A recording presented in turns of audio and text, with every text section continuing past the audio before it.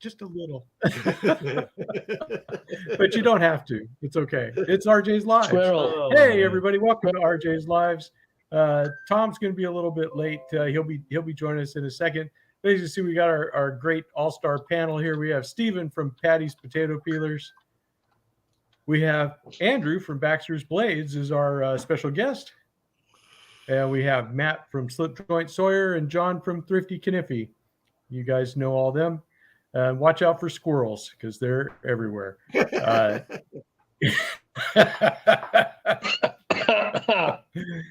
So, good morning, good evening, good afternoon, and all that good stuff. How are you guys doing today? Absolutely fantastic. Glad to be here. Yep, me too. And we got a bunch of people in the chat. We've got El Phoenix and Pepper Dingo. Ray from North Star is here. We got Randy's WSG. We have Radar. We got Donald Swartz. We have Mike Curtis. We have El Phoenix, Pepper Dingo. All kinds of people are here. So that's fantastic. Glad you guys are here. Glad you made the show. So what you guys been up to this week? Anything fun with knives? No, just being bullied by this guy. Well, yeah, but that's an occupational hazard.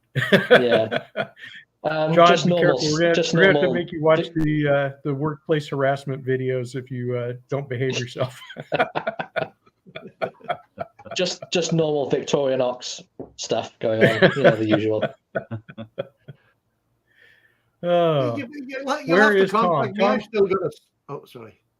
It's okay. We had a question. Where is Tom? Tom texted me this morning. He says he's going to be a little bit late, but he's on his way. So he must have had something he was Unacceptable behavior today. Yeah, we'll dock his pay for that and stuff. So don't worry. We'll mark him tardy and all that good stuff. Speaking of tardy, I haven't seen Toad today. Oh, I told him I haven't either. Hey, Ken. He'll be late. Toad's late for everything. He shows up at the end all the time. Yeah. I think his alarm Ken, clock I just wanted usually about to tell you 5 minutes before the end. This was in the mailbox yesterday, so it'll make an appearance later in the episode when we talk about Rough Riders and stuff. So thank you for that, made Ken. it in. Okay. Hello, Ken. Yep. So we got girls Ken, are doing Katie, well. and Faith are watching. Yep. Yeah. We got Mikey Newman. Patty, do you have something to show Mikey? Mikey, do you know the way I laughed last week and said I'll post it out next Monday? I am so sorry that prediction came true. And it is definitely not on purpose. I apologize. It was on purpose. It was on purpose. Explaining to the boys that I had a crap couple of days. My wife wasn't doing well at the beginning of the week. Then we got scammed on Wednesday, which we didn't find out till Thursday and didn't get sorted out till Friday. But it was just been an absolute melter of a week, to be honest with you, a head melter. So I apologize profusely. I will send it out tomorrow. And it was not on purpose, no matter what Matt Sawyer says. He's lying. I had a rubbish week. So I'm glad to see you, Mikey, because I wanted to say it face to face. Don't worry, Mikey. He'll just put 2 stickers in the package with it. So there you go. Oh, he'll get plenty. 2 or 2. Oh boy. All right. So some people are commenting on your beard there, Andrew, saying it's coming in nicely. So it's coming in. Yeah, great, just for the show. As Slippy said, no beard, no subs, right? That's correct. Man, I'm influencing people in ways I never imagined, I can tell you. Yeah, yours is looking good. All the wives have to hate me. They're growing their beards out. They're buying knives. Spending beyond their means. Oh, we don't want anybody to go beyond their means. They don't enjoy the kisses from their husbands anymore. Notice living beyond their means was the last. Of course, you're making a big assumption there, John, that they enjoyed the kisses from their husbands before. So, well, that's true. But I'm sure they're no better now at this point, right? Probably not. You should see that my wife always cringes when I get. Horrible. It's just like, sticking those things out as far as she can, so she has to make contact with it. As Tom's not here, I have a special announcement. Okay. Mike Curtis is nearly at 1,000 subs. He's about that's fantastic. 985, I believe. So if you're not Wow. subbed, please go subscribe to Mike Curtis. If anyone is not Very subscribed much to Mike Curtis, please subscribe. That's awesome, Mike. That is fantastic. That's fantastic growth, even more than Andrew's beard. So there you go. Mike's a bad influence on me for sure. Yeah. There Bad you influence. go. Yeah. Yep. Yeah, So and JO then is North Star close to said JO is 750. close to Yeah. 750. So yeah, if There you anybody has not subscribed to JO Ventures Outdoors and North Star Knife Reviews, all of our stuff. Hi, Byron. Yeah, so definitely, Matt, if you can throw up links for those channels and stuff, that would be awesome. So we can try to help those guys out a little bit. Yes. So, Andrew, do you want to talk a little bit about yourself, a little bit about your channel? I know not everybody who saw you last week on the Happy Hour live chat, but you can give us the Reader's Digest version if you like.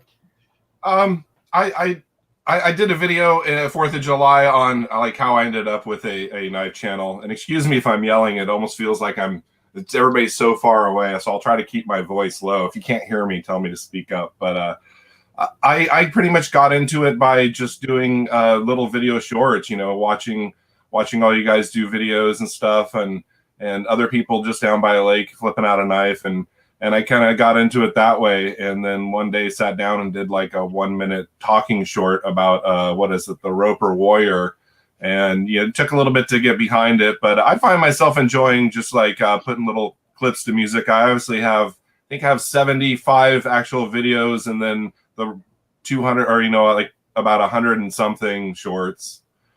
And I don't remember when I started it, maybe March, February. So been collecting knives seriously since January. I mean, obviously I've had a few knives my whole life, but never seriously got into it. Was there anything specific that got you collecting? The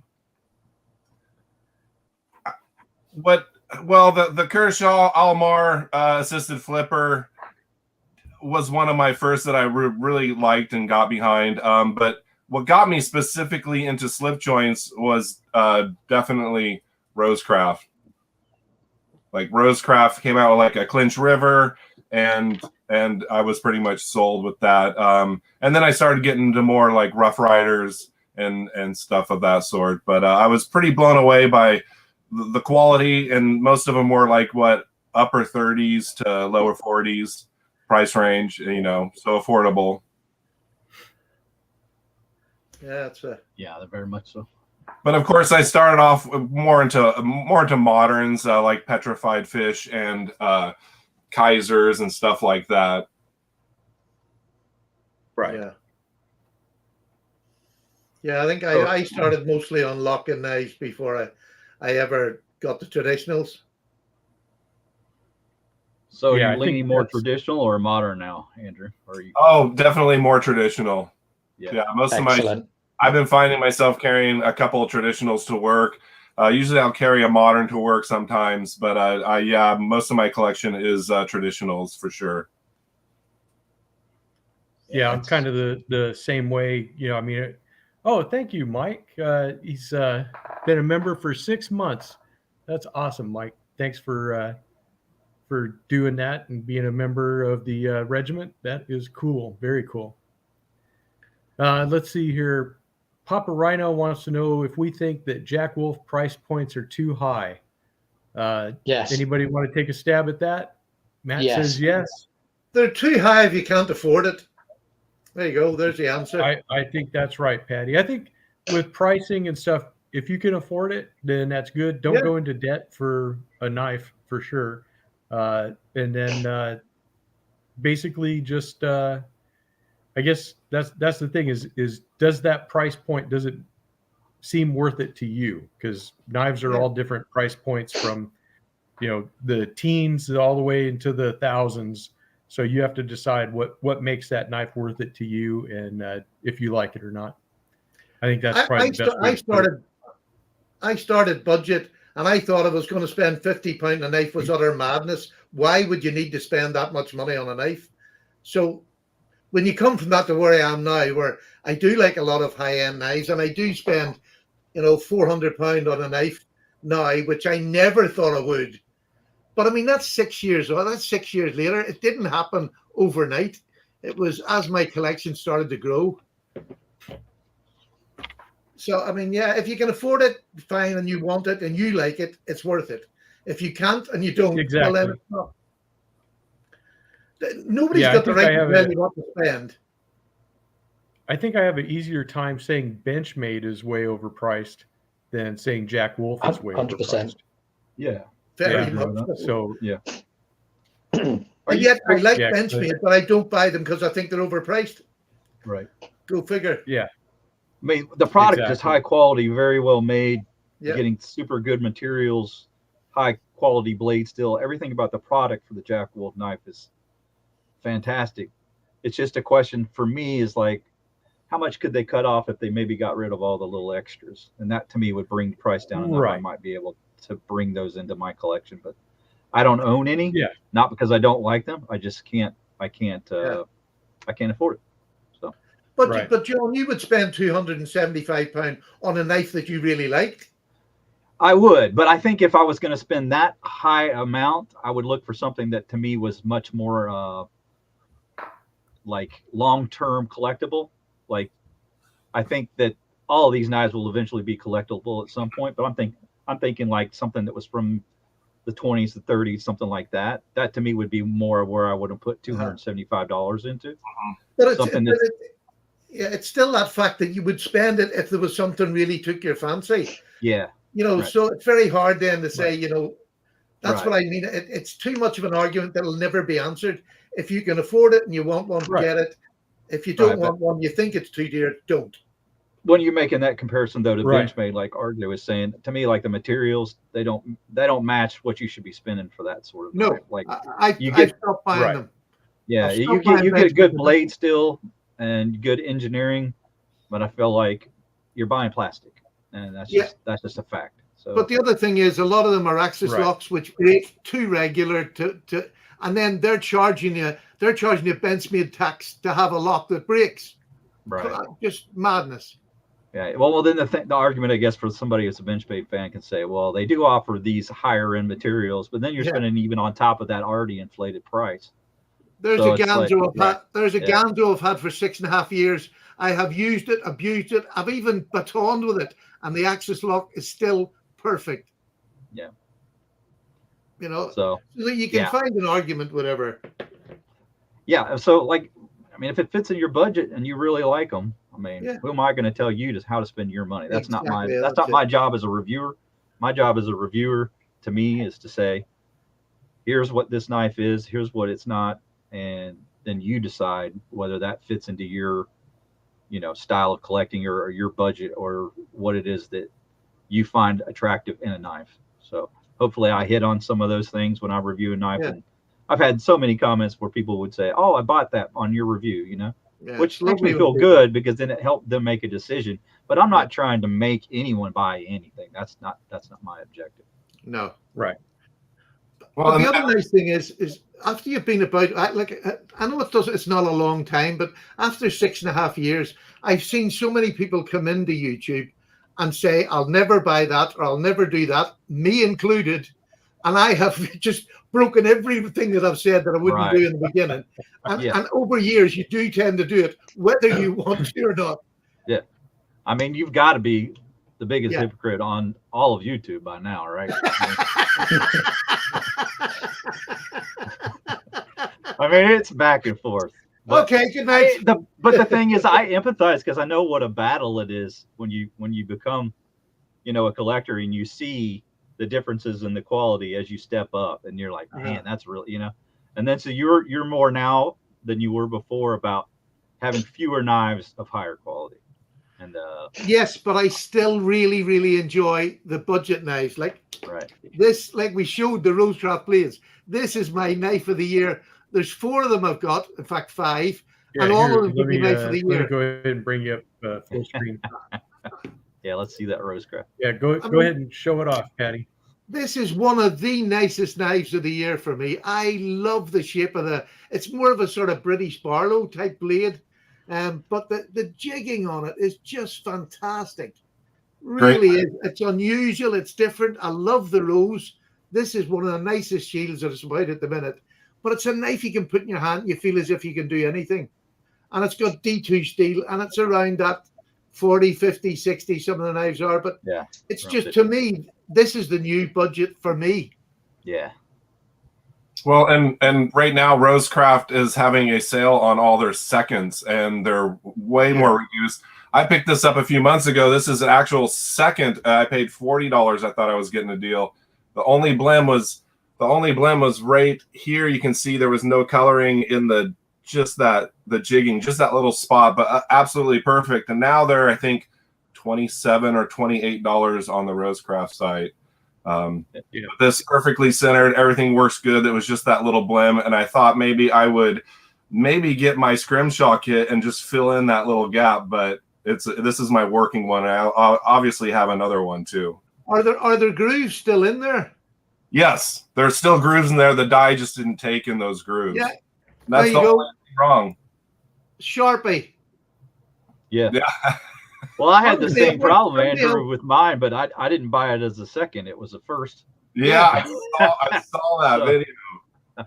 Sharpie, I did end up doing like Steven said, just using a permanent marker, a brown permanent marker, and filled in the gaps, and it looks great now. I'm surprised. They must have not known it was you when they sent it to you. Because that was great when it came out. I don't trust me. I don't get special treatment. That's a misconception. Well, if I owned a knife company, I wouldn't send a knife reviewer a dud. That's for sure. Yeah, but they tend to be picky with good channels. That's true. If you suck, they'll just send you whatever. Well, when I buy knives, I'll bring you up, John. When I buy knives, I don't use my channel name or my channel email. So I'm just like John Q Public. So I don't get anything special. I don't want any favoritism. Go ahead, John. Yeah, that's just that. I just filled it in with, and it looks considerably better than it did when I got it. It looked a lot like Andrew's. Better. I think it's great. Yeah. But and how many hours did that take? It took me about maybe 20 minutes to kind of wash it in there, and then kind of get basically what you got to do is you just get the material off the top, to make that light again, because everything kind of gets too dark, at some point. But yeah, really happy with it now. Very cool. Yeah, I'm kind of light on the Rosecrafts. I've still been on the fence with a lot of them. The pictures of them sometimes, they hit me and I say, wow, I'd really like that. But then other times I'm like, I don't know. I'm not quite in the fanboy camp of Rosecraft. But yeah, I think now that they're doing single bladed ones, stepping away from that Rough Rider double bladed, the single bladed ones are absolutely fantastic. Really genuine. I wouldn't want a double bladed one because it would be too fat, but the single blade are amazing. And the quality, their quality control is flipping amazing. Yeah. Well, then I may have to get some. The last one I got was the Mohawk. Was the last Rosecraft that I got. Yeah, this is another one that I really like. This is the Appalachian Jack. And I first saw the pictures. I was kind of like you, RJ. I don't know. I don't know if I like that pry bar thing or whatever, but the lines of it otherwise, is just fantastic. And you really don't even notice it that much, really. I mean, it's just kind of use that as I don't know.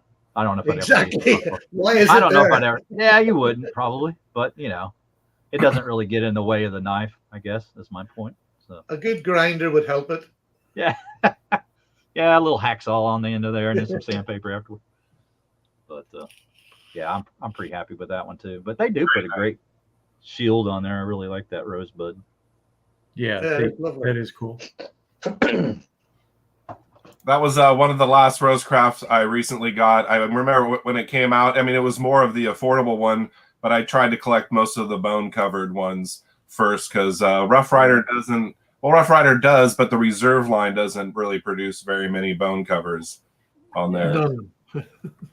I think that's something they're going to try to transition into. I know Brian Wilhoit, he showed TC in one of their videos, sort of behind the scenes, a knife with the bone jigging on a Rough Rider Reserve. So that might be something that they're going to try to do more of. So I know at least one of them's coming out eventually that has bone. Well, and the normal Rough Riders that are coming out, the quality is so nice. It's almost Rough Rider Reserve quality. And they have bone. There's John. Have you heard of? I think it's RR2485. It's a Coke bottle shape. It's the one we talked about the other day, John. Yeah, it's the one we talked about the other day. Yeah, I'm interested in seeing that one, like the dimensions. I didn't get an opportunity to check out what size that was. I think it's under 4 inches closed. I just found out about it from Sue Chicken yesterday, but Chicago Knife Works has it with no picture and no details. Smoky Mountain doesn't even have it yet, but looks really cool. I think like a stag or kind of a stag or a bone on there for sure. What about $18 something like that? Chicago was 16 and change. I'm sure Smoky Mountain will probably be like 20. Yeah. Okay. There is a European website with the details on for it. I'll try and find it again. I did find the details of the day. Let me have a little look. All right. Yeah, that's definitely one I'd be interested in. And the Appaloosa, that's not something they've done a lot of. And to me, that's a really nice looking. It's basically like a white smooth bone with some black dye added, but not a lot. It doesn't darken it too much. Appaloosa horse, right? And that basically what it's it's like that. Right. Kind of like that sort of a color. Yeah. Well, Rough Rider a little more black, but yeah. It's an older pattern, but they have Appaloosa trappers that have that on the bone, and that's another one that's on my want list that I'd like to get one of those too. Is it an older one? Yeah, it's an older pattern. Yeah. So they're out there, but you got to find them. It's funny that sort of leads into what we're talking about today is your favorite brands and things like that. And I have switched from Rough Rider to these, the Rosecraft. Yeah. Because I think the quality and the material you get, the steel you get. Not that I need any more steel in a Rough Rider, but you're getting it at a price that suits me. But that's over here in the UK, because Rough Riders over here are sometimes double the price that you're paying for them. Right. And I don't like doing that. That takes it out of that budget, proper budget bracket. Oh, I see Tom's joined the chat box. Hopefully he'll be able to join in here soon, because I don't want to talk about buck knives until he's here. Whoever's in the chat box, close the door. Don't let him out. Tardy Toad has showed up. Yeah, he did. Yeah, but is he really there? He's really here. I don't know. We'll have to find out. Yeah, he's probably hired somebody. I got to tell you, I was kind of, I'm not going to say I was done with Rough Rider, but I wasn't really taking a look at them too much. But then when I did get, this knife from Ken to review, and it was his, this Moose, I really kind of have fallen in love with Rough Rider again. I have plenty of Rough Riders. In fact, I got some of the older ones here, but they really do make a very good knife for the money. I mean, still for what you're paying for, this knife is like $16.99. I mean, it's a beast of a knife, and I love the blade shapes on this. RJ, let Tom in. He's waiting backstage. Is Tom waiting backstage? Oh, there he is. Okay. Hello, everyone. Hey, Tom. Hi, Tom. Okay. Yeah, let me show you this knife real quick, and then we'll go see what Tom's up to. But yeah, this I mean, when I looked at the blade shapes and then just the quality of this particular knife, I mean, it's really got really great blades. They're not, anything that's special. They're 440, but the back springs are, perfect. Brass liners. You just you can't go wrong with that. It's just such a great work knife. And speaking of work knives, that's what I was going to say from earlier. I've kind of quit carrying locking knives for several months now. I think this last half of the year, I've only carried slip joints, and don't really carry any locking knives at all. And I get through my day just fine, But hey, Tom, what are you up to? As little as possible. I've noticed. All right. Well, just so you know, we're going to have to dock your pay. But I already figured that. I figured not only would I be docked, I'd probably have to pay a fine. You might. You just might. Well, we were talking about brand loyalty, but nobody wants to talk about bucks until you showed up. So, because why would that be? I don't know. But go ahead, Patty. You were going to say something before I switch to Tom. Yeah. Do you know what's annoying me about Rough Rider? Yes, they're making a good product or whatever, but the thing I hear most about people who are not buying Rough Riders, it's because of the steel. Like 440A or B, they're doing now as well in some of the knives. Absolutely fine for most of us. But until you've actually had one and used one and realized that it's absolutely fine, you're always in the back of your mind thinking, well, I'll buy something that's got a wee bit better steel. And I cannot for the life of me understand why Rough Rider just don't go 440C, that's it. Because it is a good steel. It'll last a fair bit longer. And I don't understand why they're hanging back. It just baffles me.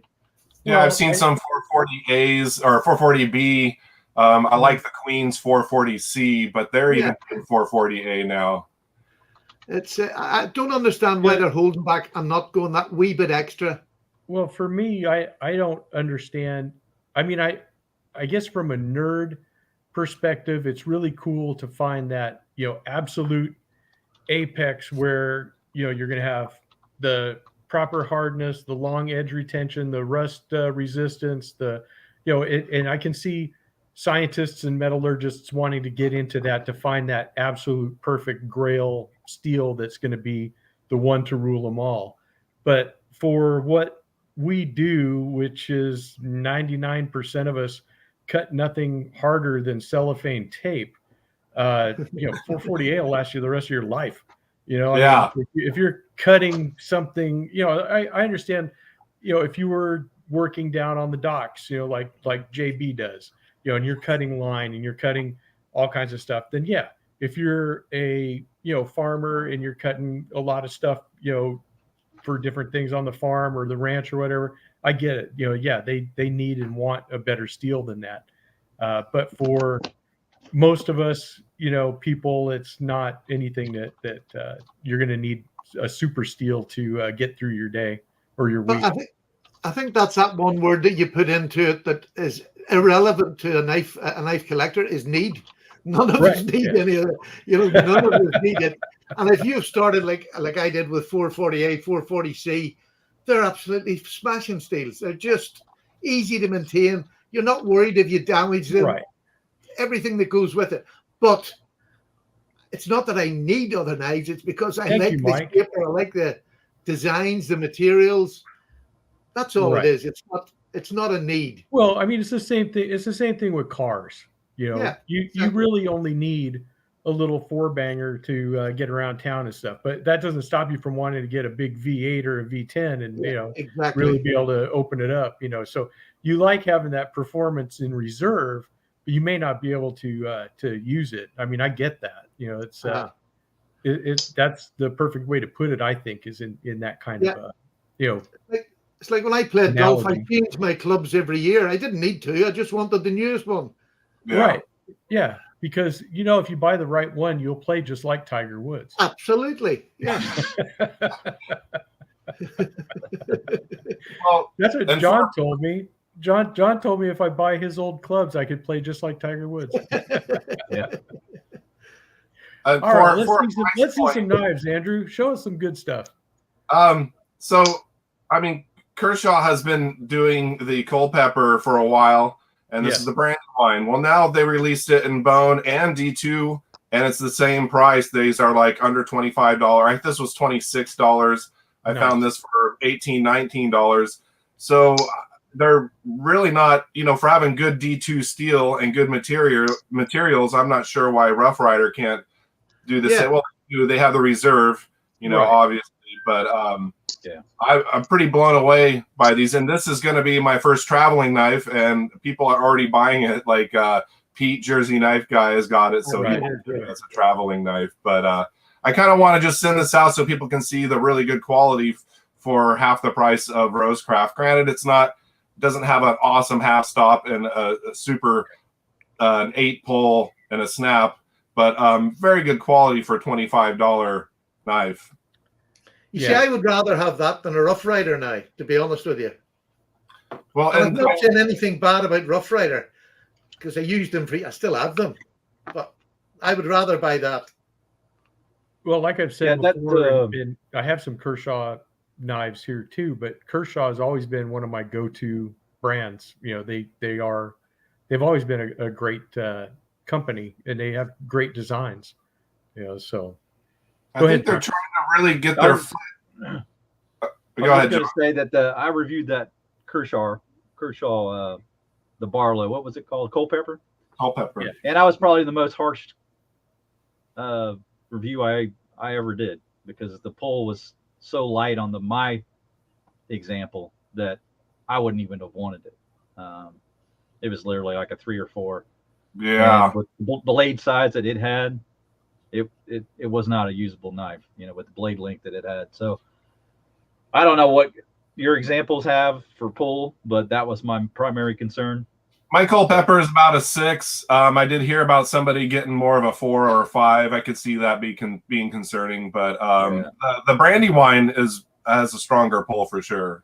Okay. Yeah, I have the Brandywine. Was that a little Stockman that brought out now as well? Yeah, the Brandywine is a Stockman. Yeah, that looks lovely, I have to say. Yeah, they've had that out for a while. I have one. I forget what steel it was, but the Brandywine is a pretty nice knife. Yeah. So they've transitioned to the D2 from the 9CR on that, and the price hasn't really changed. So. And that's perfect. Yeah, because there isn't much difference in price between 440A and 440C. It would be pennies, not vast amounts, pennies or cents, as you want to call it. But you're wrong. Well, I'm still waiting for maybe in a couple of years, the D2 is going to be the new 440C or 440A. D2 is the best steel ever made.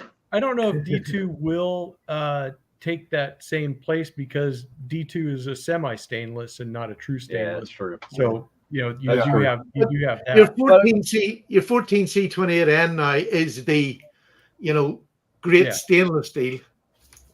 But if you do any kind of maintenance, you're never going to rust a D2 blade. I mean, well, that's true. I mean, if you're lazy, if you're never doing anything with it, but using it in the ocean or something, obviously. And let's be honest, if you're buying a budget knife, who cares? Buy another one. Right. Yeah. I mean, I would be okay with it, but I can see where there'd be a lot of people complaining about it. But it takes years to rust a blade. It doesn't just happen in the first year. Do you know what I mean? I'd say about 40% of my knives are in D2, and I live about a mile from the coast. I'm the same. I don't have any rust at all on any of them.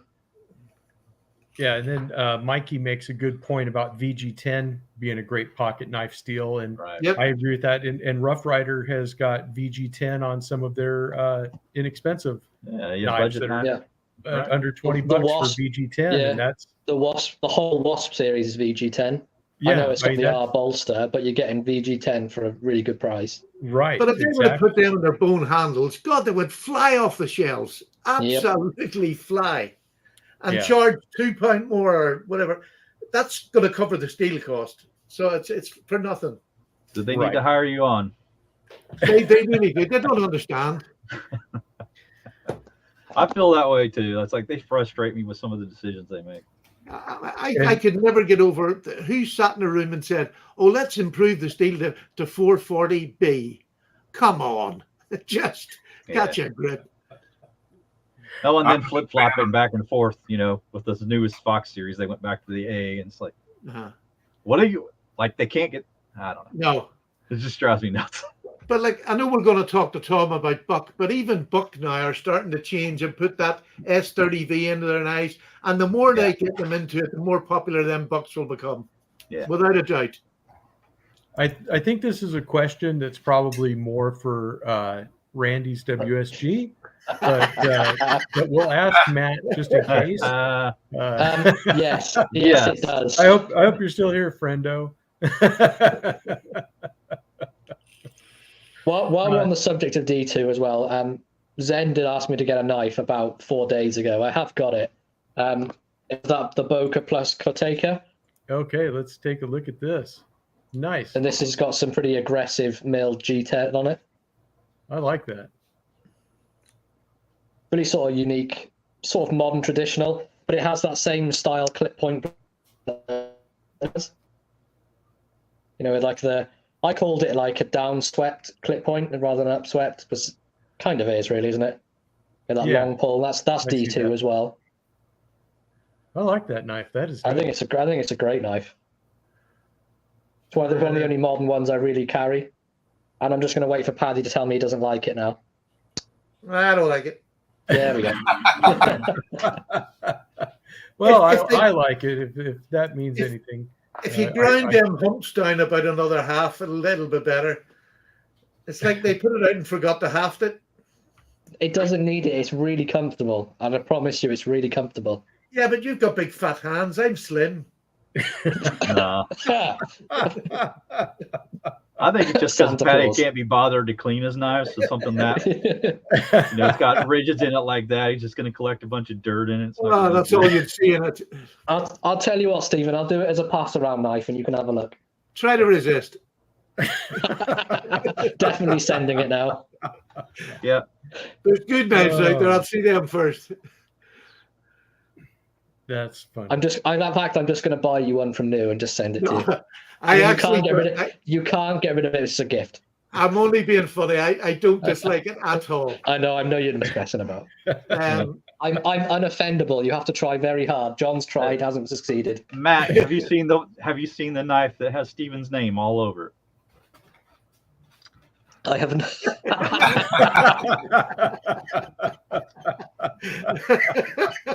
Oh, doesn't Stephen help you do it right? Yes, he does. Oh man! I'm sure there's another reason I come here. What was it? Oh, it's all about love. It is. It's all about love. Right, big question. Jeroen, there is a tiger on the panel. Yeah, there's always a tiger here. What's everyone's favorite brand for knives? Who wants to start? Such a hard question. Wow, It is a hard question. I've got many of them sitting here. You can only pick one. We know what Tom is, so we don't have to ask Tom. We know what he's going to say. Tom is a marbles man through and through. Let's just get Tom to go first, so we can You get out better of the way. believe it. Go marbles.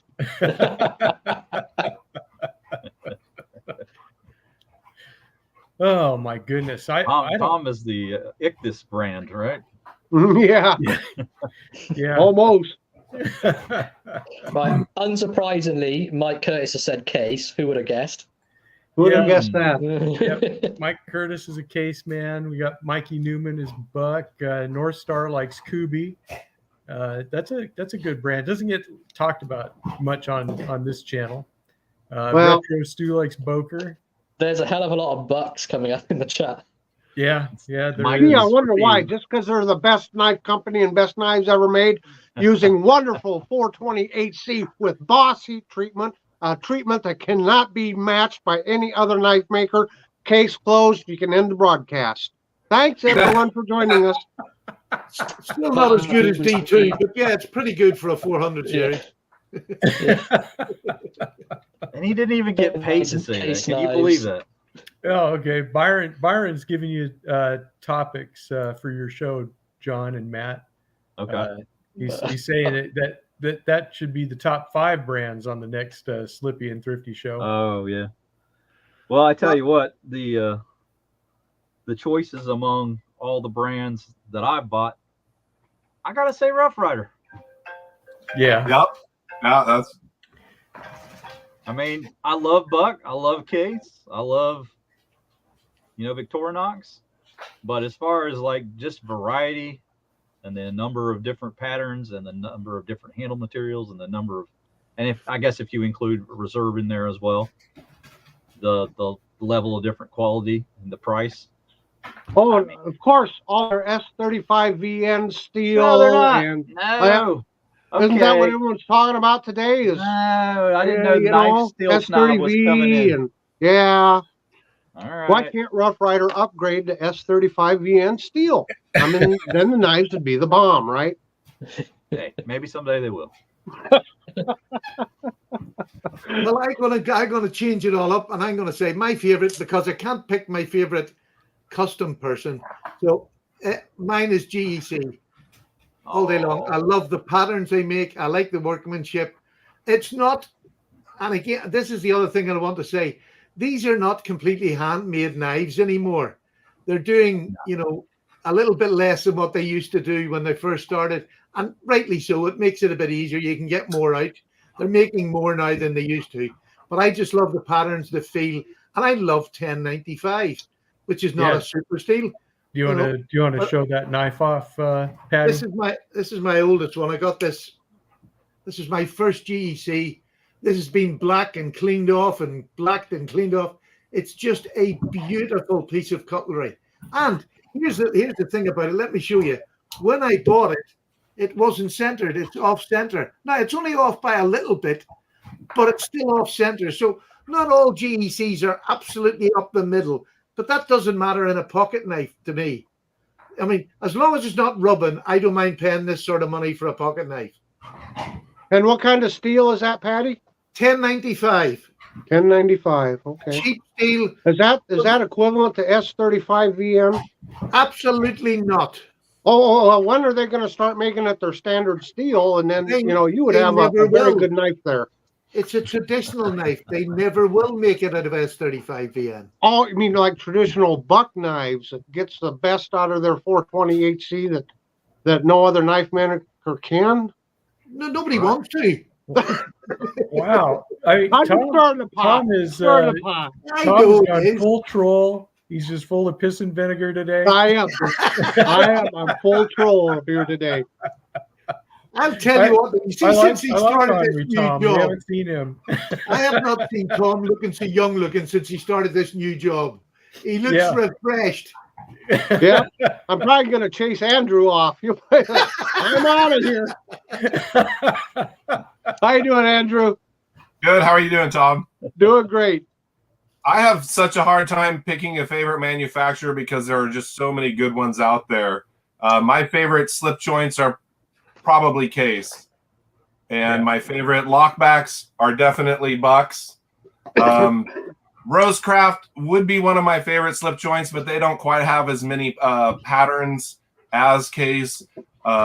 Case does bone so well. A close second or third would be, of course, Arthur Wright and Son. Makes a great knife for the money. And then I love all the budget friendly knives like Rough Riders, and even Frost has some really good stuff. But I'd say my two favorites would have to be Case and Buck. Rosecraft, when they start building in the United States, they're going to definitely give Case a run for their money. But they don't quite have the selection of patterns and bone right now. So which is your favorite then? I don't have. I love them all. No, that was the question. He said Case. He said Case. Pretty much Case would be one of my favorite slip joints. I prefer them over Buck slip joints, but I like Buck lockbacks for sure. Yeah, I can see that. And Buck, you guys are more dismissive of the Buck brand in part because of the lockbacks, aren't you, Stephen? Wouldn't you say? No. I mean, that's part of it, right? No, I love the Buck lockbacks. Well, I'm just meant because of the ownership situation. Have been able to use them and carry them and things. Well, No, because even their slip joints, they're slightly too fat for me, especially their multi-bladed ones. Like the Stockman, you've got 3 blades. It has its advantages, but to me, I'd rather have a little case 3-bladed medium Stockman because it sits in the pocket much easier. So there's I'm not really a buck fan to be honest. Oh, But I mean those they make blades, a nice knife, and I like their hollow grind. I think that's beautiful. Yeah. But other than that, I'm not really a buck fan. Sorry, Tom. No, I mean, so but you're talking they're wider because they provide the user with an extra spring for each blade on their Stockmans, and that heavy, nice blade stock on it makes them wider with that inferior 420 HC Boss heat treated steel. I'm afraid I'm going to have to back up Stephen as much as I hate doing that. If they're going to put 3 springs on it, why can't they make the pull stronger than a 4? Yeah. I don't know. Look, there's a reason why God only gave me 1 winky. What about the one on your head? If it's good, leave it alone.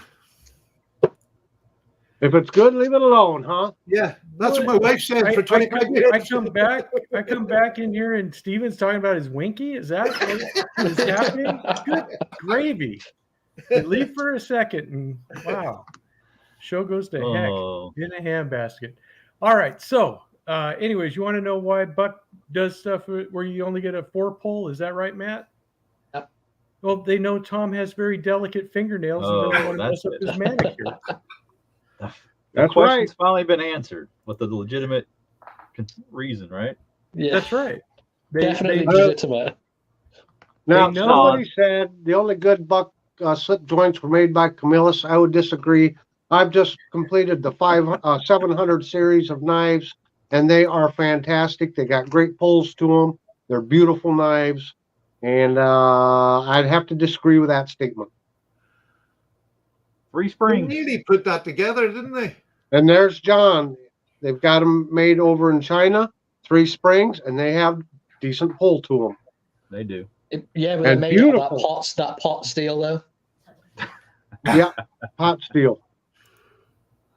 The Chinese one have 420 HC. That's starting to sound an awful lot like Phil, the Rosecraft over there. Yeah, they got that pot steel. Yeah, not a bad knife. Not at all. Like it. That's a nice thick blade stock for sure. Listen, you got to think about when people make that comment about pot steel and saying that it's cheap and no good, but it can cook your food in it, so it's absolutely it can hold up to some abuse. I have a question. Let's talk. Well, hold on just a second, Tom. I wanted to show you something. It's a case knife, and it's a Stockman, and guess what? It has 3 springs. Wow, this is the 47 pattern. Yeah. Each knife is on its own spring. There you go. Lovely blade. Yeah, it does. It has a great clip point. I would guarantee that's not as thick as a Buck 3-bladed knife. Actually, it is a little bit slimmer than the. There you go. Yeah, this and look at this lovely little fat spade blade. That's got to be my favorite spade blade shape on a Stockman, except for the large Stockman. That one's got it awesome. It's not on its own spring, but on the large case Stockman. That's another great spade blade there. So I'll go ahead and return us back to normal size and go ahead, Tom. Go ahead and tell us what you were going to say. I have a simple question. Okay. You know, my dad drove truck, and he always talked about the truckers with all the chrome and everything on their truck, and they keep it all nice and shiny and looking spiffy and everything. And he says, but you know what? It doesn't make the truck pull any harder or any faster. So while it's nice to look at, it's nice to have a nice walk and talk to a knife. We all enjoy that. But the question is, does it help you cut any better? Yes, it does. How does it help you cut better? It's a psychological. It's a psychological thing. It helps me to make a better, straighter, cleaner cut. when I have a nice walking top. So you're psycho. You're psycho about your knives. Absolutely. Okay. I've always been a psycho, but not about knives. Just Yeah, all around psycho. and I even brought my favorite psycho knife just for John, so he could see it. Oh God! And I think that's quite a compliment. You knew the cold steel was coming out. You knew. Isn't that called the cold steel Randy? Isn't that what that's called? Yes. If you want to, you could call it that. Yeah. This is the Recon Tanto. Nice Tanto. Just a fantastic blade. The Recon Ranto. Just look at his eyes when he holds it up. You can't if you can hold this knife and not have a big smile on your face, you're doing it wrong. Now that's the perfect knife where you don't need any sort of a good steel. That's right. You don't. You can just use anything, even that pot metal will work just fine. Singing Toad brings up a good point. No, Buck is they have been upgrading their steels, but it's not their standard steel. But according to a video I watched with CJ Buck, the chairman, he admits that they were late to the game, but Buck is very fussy about their steel, and he said they wanted to make sure they had the heat treatment right before they started issuing those knives.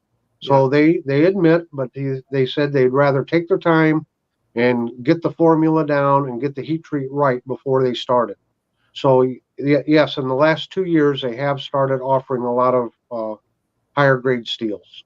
Tom, could I just say that is a bit of a sort of advertising blarney, because they've been making really great heat steel or steel that is heat treated well for years, which is S30V. Their S30V with the Boss heat treatment is fabulous. Yeah, I know. So and that's why, but even then they were late to the game and they did not want to fully commit. Now that's according to him, and you can, take it or leave it. I tend to believe it, but then I'm kind of psycho about buck knives. So, well, go ahead, Andrew. You're showing us a knife. I was just showing the S30V Boss heat treat, trying to get the stamp in there. This is one of my favorite buck lockbacks for sure. I do like their 420A, really good, but I just was trying to get that stamp in there for everybody to see. Is that the 110 or 112? The 110 Slim Pro. I have a 112. I have the same, but 112. Yeah, I'm trying to pick up more. I think that's the most I've spent for a knife was $89 so far. I think I would go for the 112, and that looks one knife that I might just buy. Do you know what I mean? I have it. It's excellent. An S30V. Mm-hmm. I love that knife you got, the Saunter. I really love the look of that. I just think they overpriced it for me. Yeah, I was very lucky and picked it up when it was still less than that. I think I got it for but it was still expensive. I think I paid up 80 or 90 for it. But that's good. That's a good price. But now they want like 126 for it. That's a ridiculous price. I would pay 80 or 90 every day of the week for that. It's a great knife. I really like it. I might even still buy it, but because I just want to buy one for Tom. This is not for my own gratification. Do you want me to bring it to the Blade show so you can have a look? I would, yes. That would be really nice. I've got a Rough Rider. I'll trade you for it. 440B. Oh, okay. Yeah, go on. Maybe 2 Rough Riders. Would that sweeten the pot enough? Go ahead, there, Tom. Jeez. Yeah, that is the Buck 102 in D2 steel. There you go. And that was a gift to me from Kirby Creek Outfit. Thanks once again, KCO. I love the 102. It's got to be one of my favorite pattern fixed blade knives from Buck. And I do have one. And this is the, make sure I get it right here. Is this a S35 VN? I can't read it. I think this is S35 VN. I can't read it. The print's so tiny, the stamp. Anyway, micarta handles, green micarta, although it looks brown. Oh, yeah. Green micarta. It's S35. Yeah. Yep. Yep. So they have been offering a lot of their fixed blades in the higher steels. The one thing I don't like about that is I like to buy the 420HC because they're much more affordable. I'm never going to wear out one of these knives. I'm looking at it as a collector's point of view, and I can't afford to buy every knife in the upgraded steels. And the case in point is they came out with the fixed blade Alpha Hunters this last year, but they're all $175, $200 a pop because they're using upgraded steels. I wish they would have come out with a version in 420HC, and I probably been around $100, and I could have bought one. So, I understand if you're someone and you're using a knife for a specific purpose and you're using it all the time, and because you're using it truly as a tool that you work with all the time, I understand spending the extra money on that. But for most of us, we're never ever going to wear out one of these knives. My Lord, I got 10 lifetimes worth of knives, and I still wouldn't wear them all out. So yeah, I mean, if you're actually talking about actually wearing them out, then yes, we all have enough knives to last us for decades. Yeah. Tom, they do have the pack lights in 420HC, but those are a little different than the Pros. I do like the handle on the Alpha Pros, but the pack lights are probably the closest thing that in that blade steel, the 420. Well, see, I've got the folding Alpha Hunters. I got 2 of them, and then Patty was kind enough to send me one with the gut hook in it. So it'd be nice to be able to pair up the folding Alpha Hunter with the fixed blade Alpha Hunter. But I'm not going to spend $200 just to do that. Yeah, is what I'm getting at. So now, if you're a hunter or you're out there and you're skinning all the time, maybe you do it professionally even, and you want that upgraded steel, go for it. I truly understand, support it. It's your money, do it. But I would have to be it's not worth it. Skinning a lot of deer could justify a $200 knife, but I don't do that all the time. Yeah. Right. I have been looking for the 117 in D2. I don't know if they're available anymore. I might have to find one used. Yeah, I don't know. See, that's my other thing that I'm enjoying more and more now is buying used knives, older used knives. I'm having so much fun. Like these old timers, the USA made old timers with the CV steel, they are flipping fantastic. Yeah. They really are just a super quality knife. Here, and I'm more we'll fun buying this than a new Rough Rider. Yeah, go ahead and show that off. I love old timers. It's just the medium Stockman. Well, it's like a medium small. Well, I'm just trying to see what number it is. Ooh. 34. You're correct. I'm looking at a blank blade, but you're definitely correct. Yeah, I mean, it's just a lovely little knife that, there's 3 blades on there. I'll never blunt one of them, never mind 3 of them, in my usual day. But I can get these at a reasonable price secondhand. And I really enjoy them as part of my collection. Price sometimes really has nothing to do with collection value, and I only find that out after a while. I mean, some of my favorite knives are just the little cheap ones that I've got a great bargain on. They're a super little knife, but nothing special, but they are a super little knife, and I'm enjoying the older ones for that fact. Yeah, I agree. My favorite knife, I think, at the moment is the 80T from Old Timer. Yeah, I picked up a used one, and I've got a new old stock one, but the used one I've been carrying like every day for about 2 weeks, and the springs have gone black from me using it. I don't know if you can see it very well. Yeah. The springs are black. Yes. Like the blades are used and abused. Yeah. Like, I mean, the sheep's foot blade on this has been so destroyed. It's no longer a sheep's foot. It's like upswept.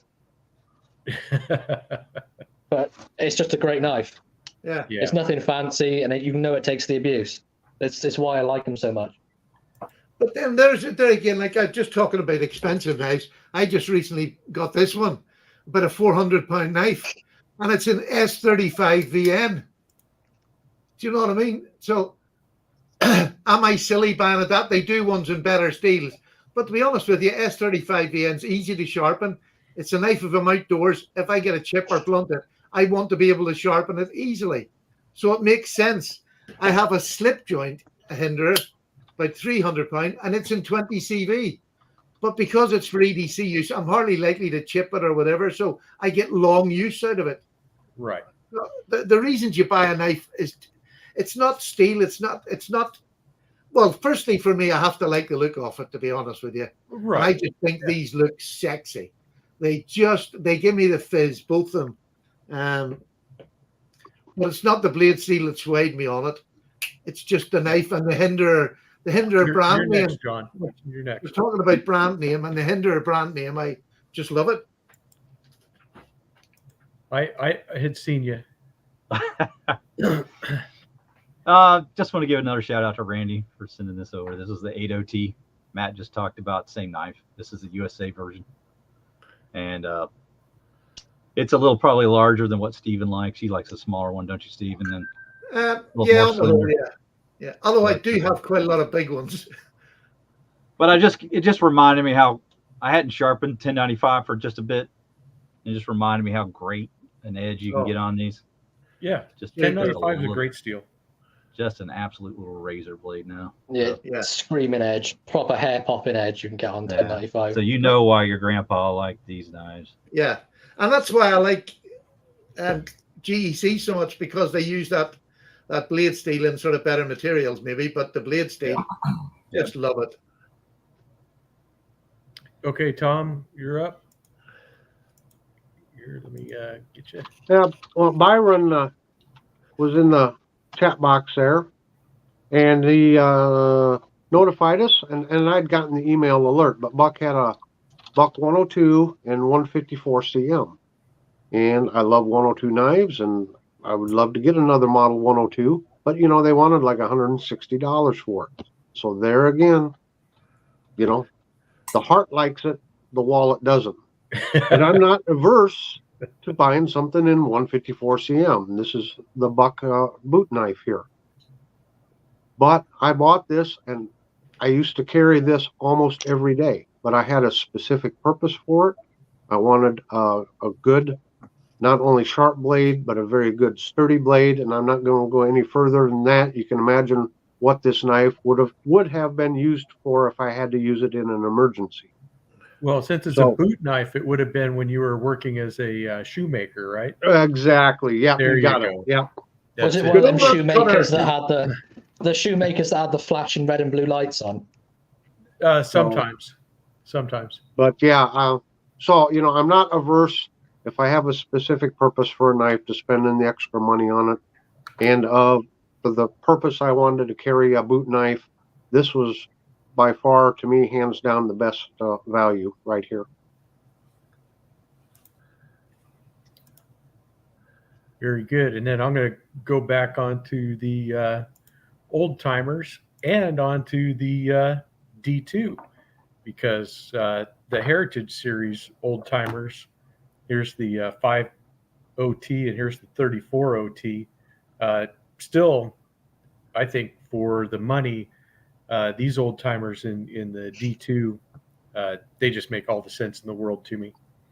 And those are fantastic knives. And I did bring out my 102, Tom, just good old regular 420. Yeah. Great knife. I still think of this as the king of the bird and trout knives. This is just a really, it's a good knife for sure. I love the green micarta on their Pro Series and that, but it's very pricey. It is. Yes. Yeah. Oh, good morning, Brenny. Glad you're with us. Let me bring that up for you there, John. Here's my twin. This is my mini me. I just wanted to say thank you again to Mo since he was in here. This is an awesome little carving he did. Yeah, that is cool. That's really difficult. He made you good looking. I know, right? I was going to say, it's not an exact replica there, because the cutting looks too handsome. Right. Well, I always say I look good in wood. Jesus Christ. All right, squirrel boy. Squirrel. That's Kirby Creek outfit, right? Yeah, Kirby Creek. Kirby Creek outfit. Yeah, shout him out. Folks, he has the best some of the best videos out there as far as, adding music to it and his editing and everything. They're just really enjoyable to watch. Randy says, "Don't lick it, John." No, I won't. So he can know what species of wood it is. And hey Randy, don't let Tom stick you with that knife you just showed there, that buck, because I know that's what he wanted to do with it, was put it in somebody. Knife your sketchy past. We don't know what you've done. Do you know, Randy's great for a joke, and I love him because he just joins in and whatever. But do you know something? That wee fella rings me usually about once a week. How you doing, Paddy? Just thought I'd check in. That is the loveliest thing to do. I wish I was half as good as him. He just gives you a wee text and says, "How you doing?" Yeah, that's lovely. You're lucky he replies to you, Randy. Doesn't reply to some of us. Yeah. It's too good for me. Well, that's for sure. That's because Randy can get the rest of us on the Discord, which if you guys are interested in talking to guys like Randy or Tom or Matt, any of us, join the Discord server. Because you never know who's going to be there and who's doing what. All right, Tom.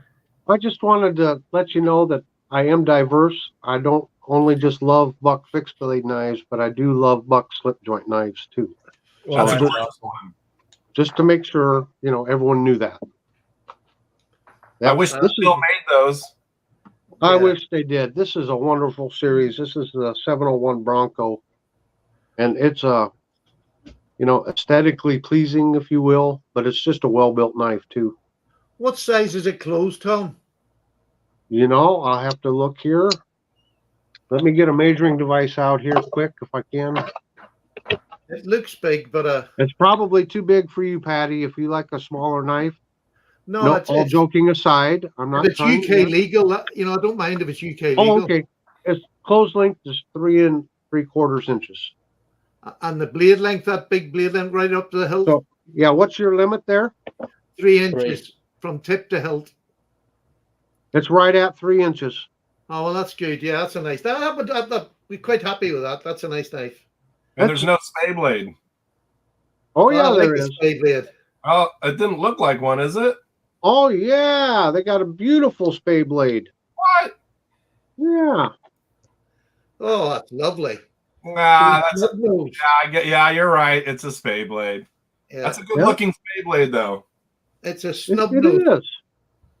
It almost looks like a spinner blade. Got your sheep's foot?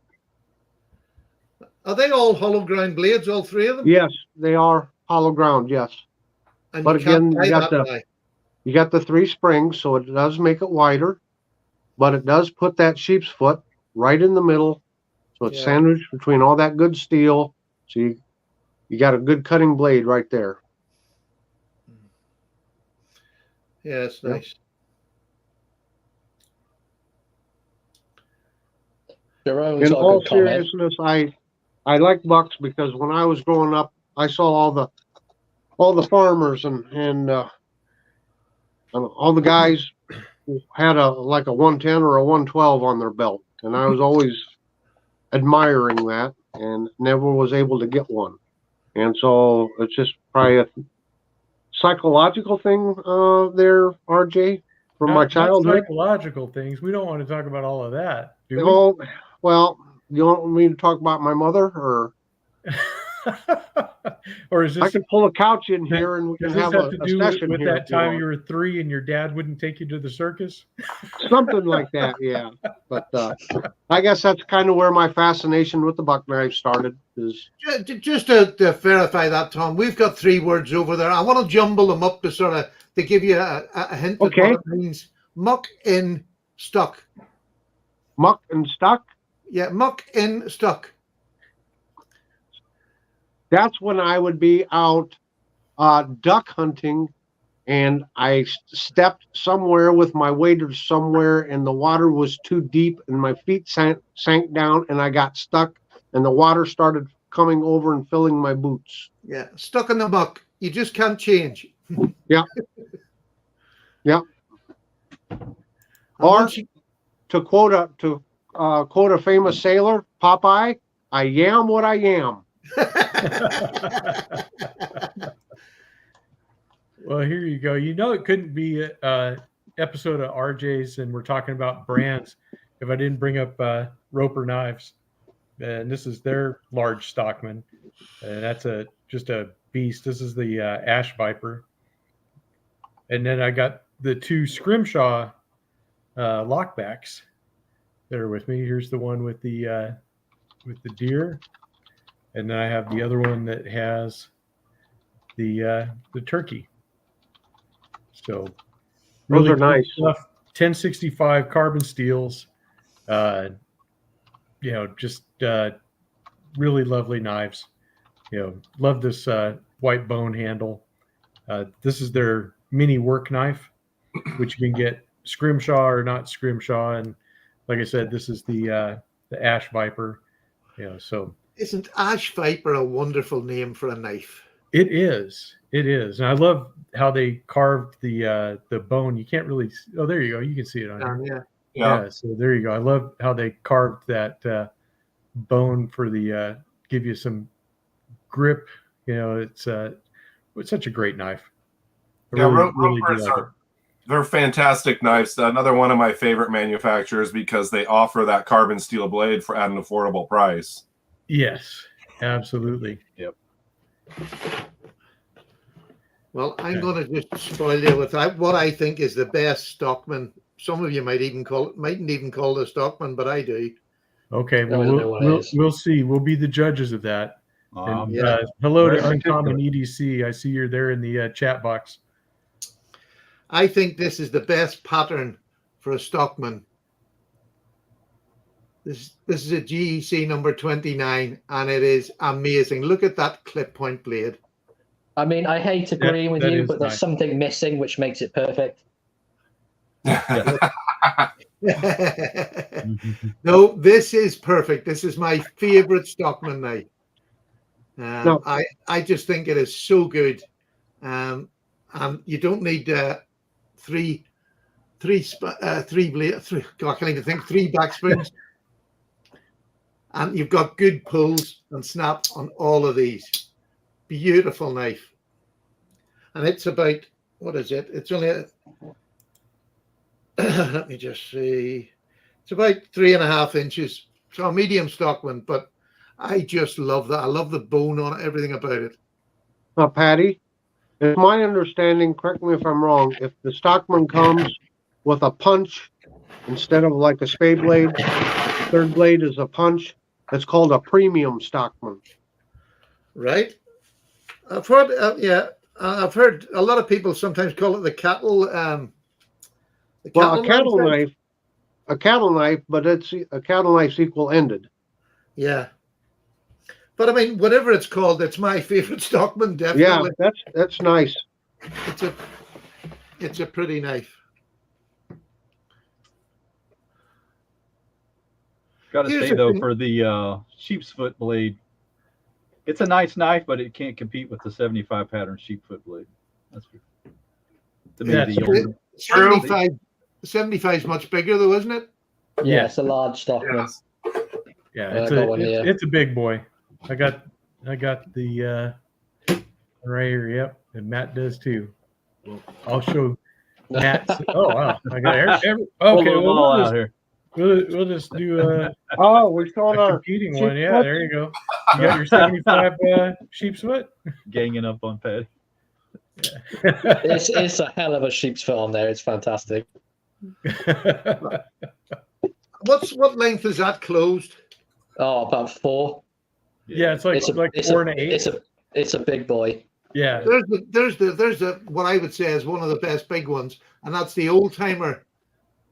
The 858. I have no idea. Is it the lumberjack Stockman?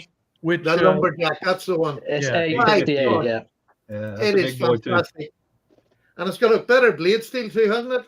9CR. Yeah. 9CR, the bone one. Yeah. 9CR. That is an awesome knife. That is just that's a big boy with a bone handle.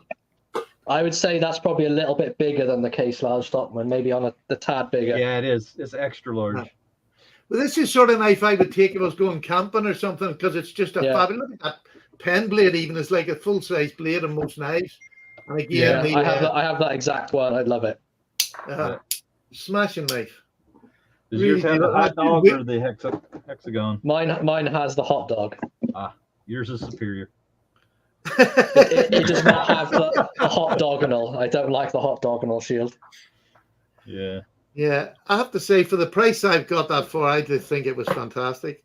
Yeah, it is really good value. But, well, I was going to say, go ahead. What you got there, Tom? This is the Buck Wrangler. They don't make them anymore, but this was their big boy. Close length of 4 1/4 inches. Right. So nice big sheep's foot on that one. I think I might have that's nice. Yeah, I wish they still made that. Yeah, terrific knives. This one was probably made by Camillus because you can see the long nail nick in there. Yeah. Which makes it superior, I've heard. That's correct. That's what I heard, yeah. Don't necessarily agree, but that's what I heard. Big J would call that the Camillus. Camillus. What do you say then, Paddy? The 303? I've got the 303. That's the 303 is a medium Stockman. And just so that Matt doesn't feel cheated, there's that beautiful spay blade on it there, Matt. See, that's not that bad. That's okay and acceptable. Yeah, that's not that bad. Doesn't bother me either. It kind of looks a bit like a drop point. That one, similar to my 301 Stockman. It's when they're all like cotton samplery, when they're all bad. Moose, that's the worst. the moose space. You said this is a medium Stockman, yet it's 4 inches closed. What is it? What have you got? The 30T. Oh, I thought you said 303. No, 30T. Yeah, he thought you said 303. All right, but that's a beautiful big knife. This is a USA made one too. Oh yeah, and what a beautiful spade blade with a hollow grind. How I was gonna say I love the hollow grind on those blades. It is gorgeous. So yeah, I do like bigger knives. It's not that I don't like them. I do like them, but they have to be good. Are you sure that's not 301, Stephen? You could well be right. It's got. No, it is a 301. Well, yeah, it's really look. If you want to put that up close, read this because where's your Explorer at? Get your Explorer out. Get the magnifying glass out. I've got a magnifying glass here. I can't still bloody see it. Pull it up. What are we looking at? It's a 301. I know it's a 301. It's 100%. It's really hard to make it out because it's got a 30, but it looks like a C at the other side of it. So I thought it was a 301. That's the date code. I have no idea. Yeah, I have the same one. That's the 301 is the large. The 303 is the medium. Yeah, you've got the 303, haven't you? That's one of my favorite bucks. And yeah, it's got the 3 blades, but the fit and finish in this is absolutely amazing. So yes, I do like that. Guys are driving me crazy with all these bucks that I don't have. All the bucks you don't have? Well, since I've been putting it off because I was gonna, just kind of focus on them when I kind of get done with my case thing. Yeah, since Tom has buck fever, Uncommon EDC is close to 4,000 subs. So if you haven't subbed to him, give him a sub. And then Sean says there's only 4 likes. So come on, guys, hit that like button. Hit it like it owes you money. Yes, indeed. Nothing. But my dog is sleeping like he's done a full week's work behind me. He probably has. What do you got there? This is a Ridge Runner. And I don't think they're in business anymore. Some sort of an import knife. They were made in Pakistan. Oh, them import knives, pot steel. Yeah, pot steel. I have no idea what the blade steel is. Pot. It's probably that inferior 428C. But no, it's got the bone covers on it. And kind of an interesting knife. Got the box for it and everything. The long. What do you think of that spay blade, Slippy? Not too bad. No, that's not too bad either. I'm sorry, that's a clip point. It almost looks like a drop point. I would have to agree with Stephen. It's more clippy than it is spayy. Definitely a clip point. Yeah. Yeah, it might be. Yep.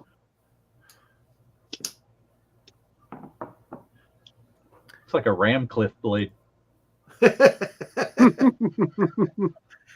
Yeah, that's RJ did put the comment up earlier on, but That's one of Uncommon those. EDC is nearly at 4,000 subs. So please go and subscribe if you haven't already. Yes. This is my new favorite spay blade on this moose. I wouldn't even say that's a spade blade either. You wouldn't. That's nearly a spear point. No, It it's is. nearly a spear point, but it's definitely a spay. It is. Yeah. It's a spayer point. A spayer point? Yeah. There you go. It's not a spade blade. It's a ink blade. It's used to scrape off the ink when you make a mistake on the typewriter. Okay, I'll remember Yeah, that. that was the old office knife. It was. Yeah, I've got one of the old office knives. So that's one of my favorite knives. Are you going to show what I hope you don't? Yeah, I'm going to show Canzo. No. Yeah. No, but you've got something different. About blade loyalty. I've been loyal to these for 7 years. And I still think they're two of the best knives. If you want to start a collection, that little one is a great little medium-sized knife for EDC. This is better than the PM2. Victorinox is better. No, it's not better than the PM2. This is better in hand than the PM2. Victorinox is better than every brand. This is a little bit smaller than the PM2, both in Hot steel. 440C, and they just work and last. They are super knives. Hot And steel. the lock on this never failed me. Hot steel. Just an absolutely Those are beautiful knife. 440. I'm pretty sure. Yeah, 440. Yeah. I'm just being a jackass. You do it so easily. Yeah, it's a profession.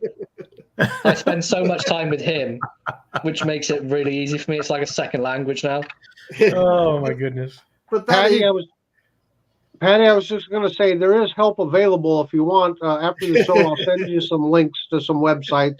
You can contact them. They can help you out with your Gonzo obsession. Yeah, it's called Pot Steel Anonymous. honestly, if you've never had one, you'll never know. I guess I'll never know. I actually have a Ganzo. It's but it is in D2. Yeah, sorry? I have a Ganzo, but it's in D2. It's I can't remember the number. The newer ones are D2, but I sort of started on the older ones before they went to D2. Once they went to D2, I sort of stopped. I don't know why. I can't tell you why. They were good knives, but I still like the 440C. It's so easy to sharpen and use. Again, the work Andrew. knife, when I want a proper work knife, I like a steel. It's easier. Andrew, this is where you jump in and save the show. Twang thing, do you have a case 88? No, I don't have an 88, but yes, I do have a. Do you want just an ordinary 15, or do you want the TC Barlow 15?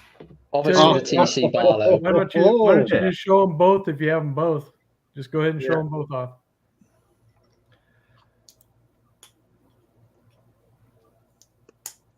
This is one that's been modded. It used to have this was like the Barlow sort of one that had a beer opener, a cap lifter, and I got it. Well, I didn't get it. The person that bought it off had got it taken out and repinned again. And I love this just with a sheep's foot. This is the TC Barlow that everybody wants. Well, not this one, but they really are in such high demand. And honestly, the money people are willing to pay for a knife like this is just stupid. I just wouldn't. It is a fantastic knife, but I'm sorry, I just wouldn't pay the money that they're asking for them now, especially in the second-hand market. But that is a beautiful spear point. Really lovely knife. But I'll probably use this one more just because of the shape of the blade. And then if you're onto that sort of thing, I've got the. Sorry, I'm laughing at John. Carry on. I've got the Northwoods, the equivalent. This is the same pattern as the 15, but this has the easy open. This is a Northwood version. Is that the red saw cut bone? Yeah. Yeah, I love that one. It's a beautiful a questionable looking shield light though. Yes, the butt plug. Jeez. That's what it's affectionately known as. But I mean, it looks, identical. I was thinking of bringing that one and one of my GECs, or not my GECs, my Jack Wolf knives over to the show. There was the 2 knives I was going to send over to you to bring down for me. I'll bring them down. No chance, no promises you'll get him back, but I'll bring him down. I was thinking of bringing the big bro and that one over for the show. The big boy, spelled BOI. Now, was John insulting me, by the way, just while we're on the subject? No, we were talking about pot steel. What, my 1095? No. I thought you were going to show that god-awful spay blade / cotton sampling weird knife that you have. That's a beautiful knife. I am now. Well, John. Wow. Well, I can't believe John hate loved that much. This is the worst. I'd take this over that thing. John, I've seen you collecting. I agree. Oh, so insulting, sir. Classic. So Classic who wants Steven. to see? So have you noticed our guest is petrified in the corner here? No, he's not. Andrew's having a hell of a time. Look at him. Yeah. His beard is gleaming. Look at it. Just jump in whenever you want to, Andrew. Don't be shy. You can see him sweating troll. We were showing spay blades. This is one of my favorite. Oh, nice. Beautiful. Let me bring that. Bring that beauty up. Yeah, I'm done. See you guys later. I'm off. A lot of belly Kershaw. That's wonderful. And then another unique one is this wild turkey. It kind of almost looks like a pin spay blade. Oh no, I like the shape of that. That's nice. I like the little hump on the blade as it goes down. It's really nice. I'm taking spay damage. And there's, of course, the Roper Salmon. Nice. The blood one. Just because I know you're a nice man, I'll show you a really nice one. Paddy, before you show it, what was that Stockman number? Zen's asking. Yeah. The GEC Stockman. The GEC 29. 29, Zen. Yep. I was going to ask him, Matt. Good on you for being on it. There's the best to the lot. Look at that. Oh yeah. Beastie. Oh God, there it is. That is the biggest beastie out. It is beautiful. That's an awesome looking blade. My eyes have started bleeding and I can't stop it. You do things right. Just man up. Even trade right here. That way I don't have to see it on camera anymore. I can just toss it in the bin. Once you go spay, you never say nay. Yeah. Oh no. Oh, divert your eyes, Katie. You don't have to be big to be a spay. Look at that. That's what she said. This is a jig bone covered Schmidt and Ziegler out of Germany. Wow. Nice. So nice little Stockman. The bone is chipped off on that side, unfortunately, but still a pretty neat little knife. Yeah. It's a hell of a You got chip. that for a song, didn't you, Tom? What's that? I said, I bet you got that for a song. Yeah, I think $3. Jesus. Jeez. There's sheep's foot on it. Almost looks like a coping blade. Yeah, it's close. Yep. Awful close. And then a really nice, narrow, pointy whip blade. It's nice to see it's been used a lot as well. It has been. Somebody got a lot of use out of this. So A again, spay a day keeps the daughter's lover away. Jesus, that would do it. That would do it. It's good advice for all you fathers out there.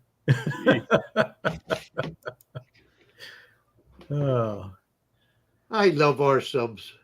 I do too. I do too. Who needs Myron a wants to know shotgun when you have a what the spade name blade? of that maker was again. Of that Smith, was it Smith and Ziegler? He said Schmidt and Ziegler.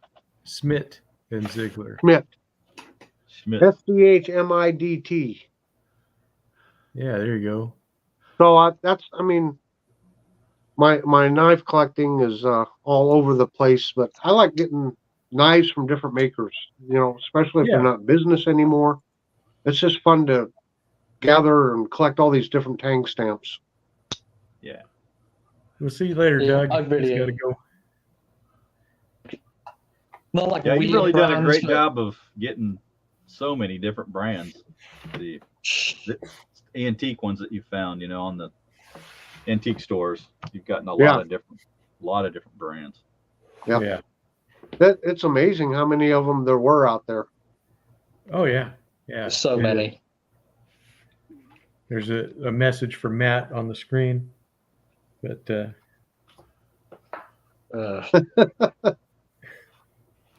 so this is nothing. If you want to go and see me get absolutely trolled and roasted, the live I just did with John, the second half there was just me being bullied.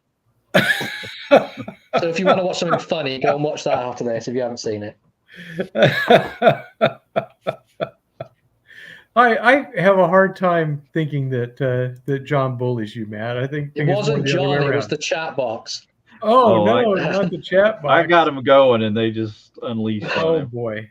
If you want to laugh, go and watch it. It's pretty funny. It's pretty comical. Okay. Well, Don't start, Mikey. We got to show a yellow trapper at least once. Ooh. Yeah, there you go. Well, we don't have to. We're not going to get off this spade blade.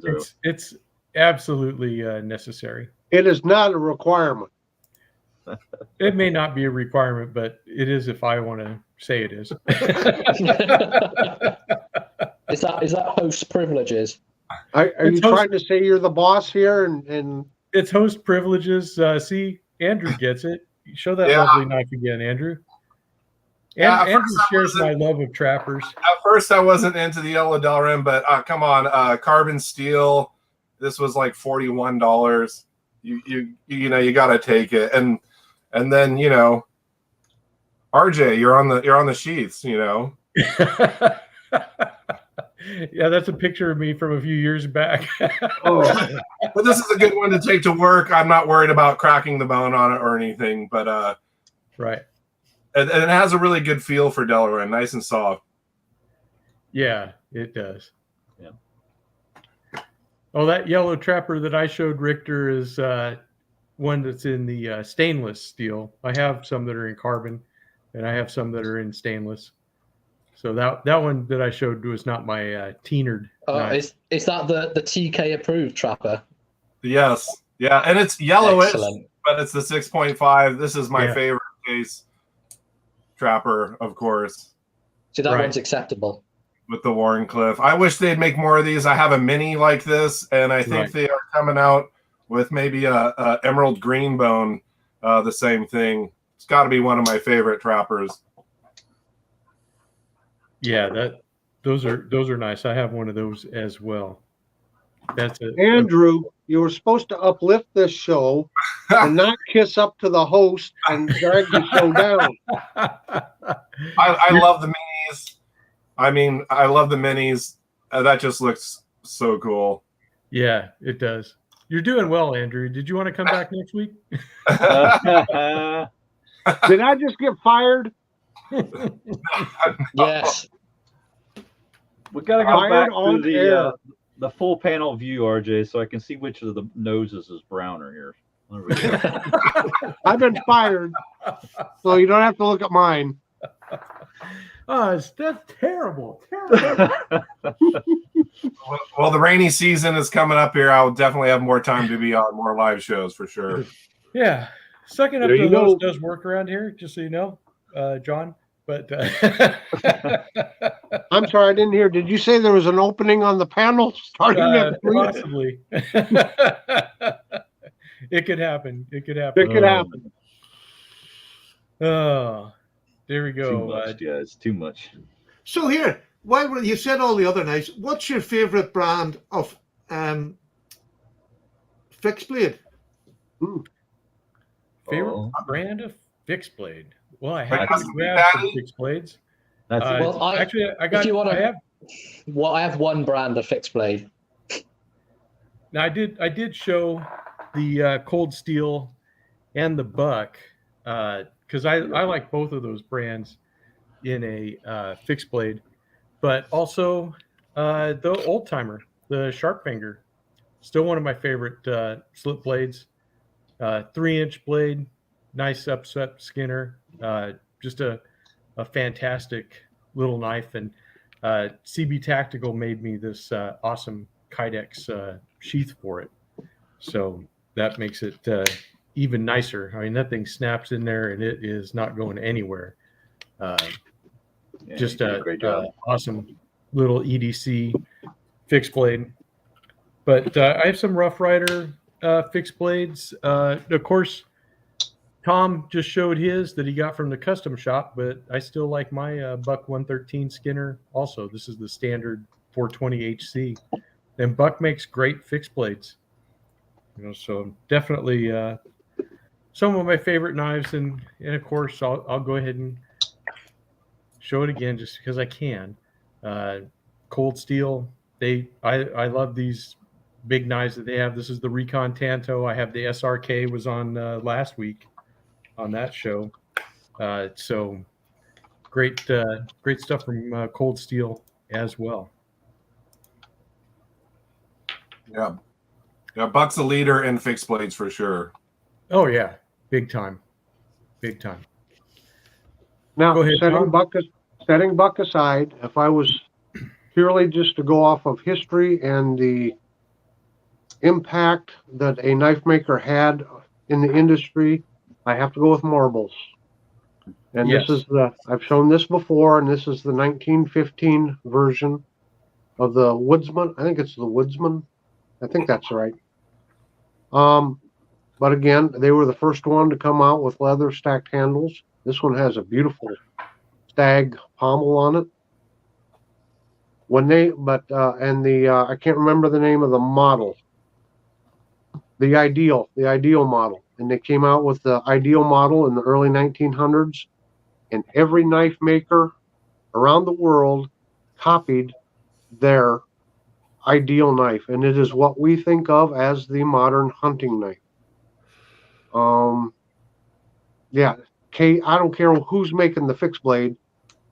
The design really goes back to marbles. They really, really did revolutionize. There was a article I read. There was a sports writer back in the late 1800s, and basically what you had for hunting knives were just a chopped off butcher knife, or what they called the Bowie knives, which they called fantasy knives or something like that. These guys are carrying these big Bowie knives around. They're fantasy knives. They're not really a good hunting knife or a skinning knife.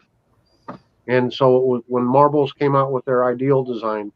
So you take the K-bar, all the K-bar knives from World War II, the famous, leather, stacked leather. That's basically a modified ideal design. So you can thank marbles for any of the modern fixed blade hunting knives designs.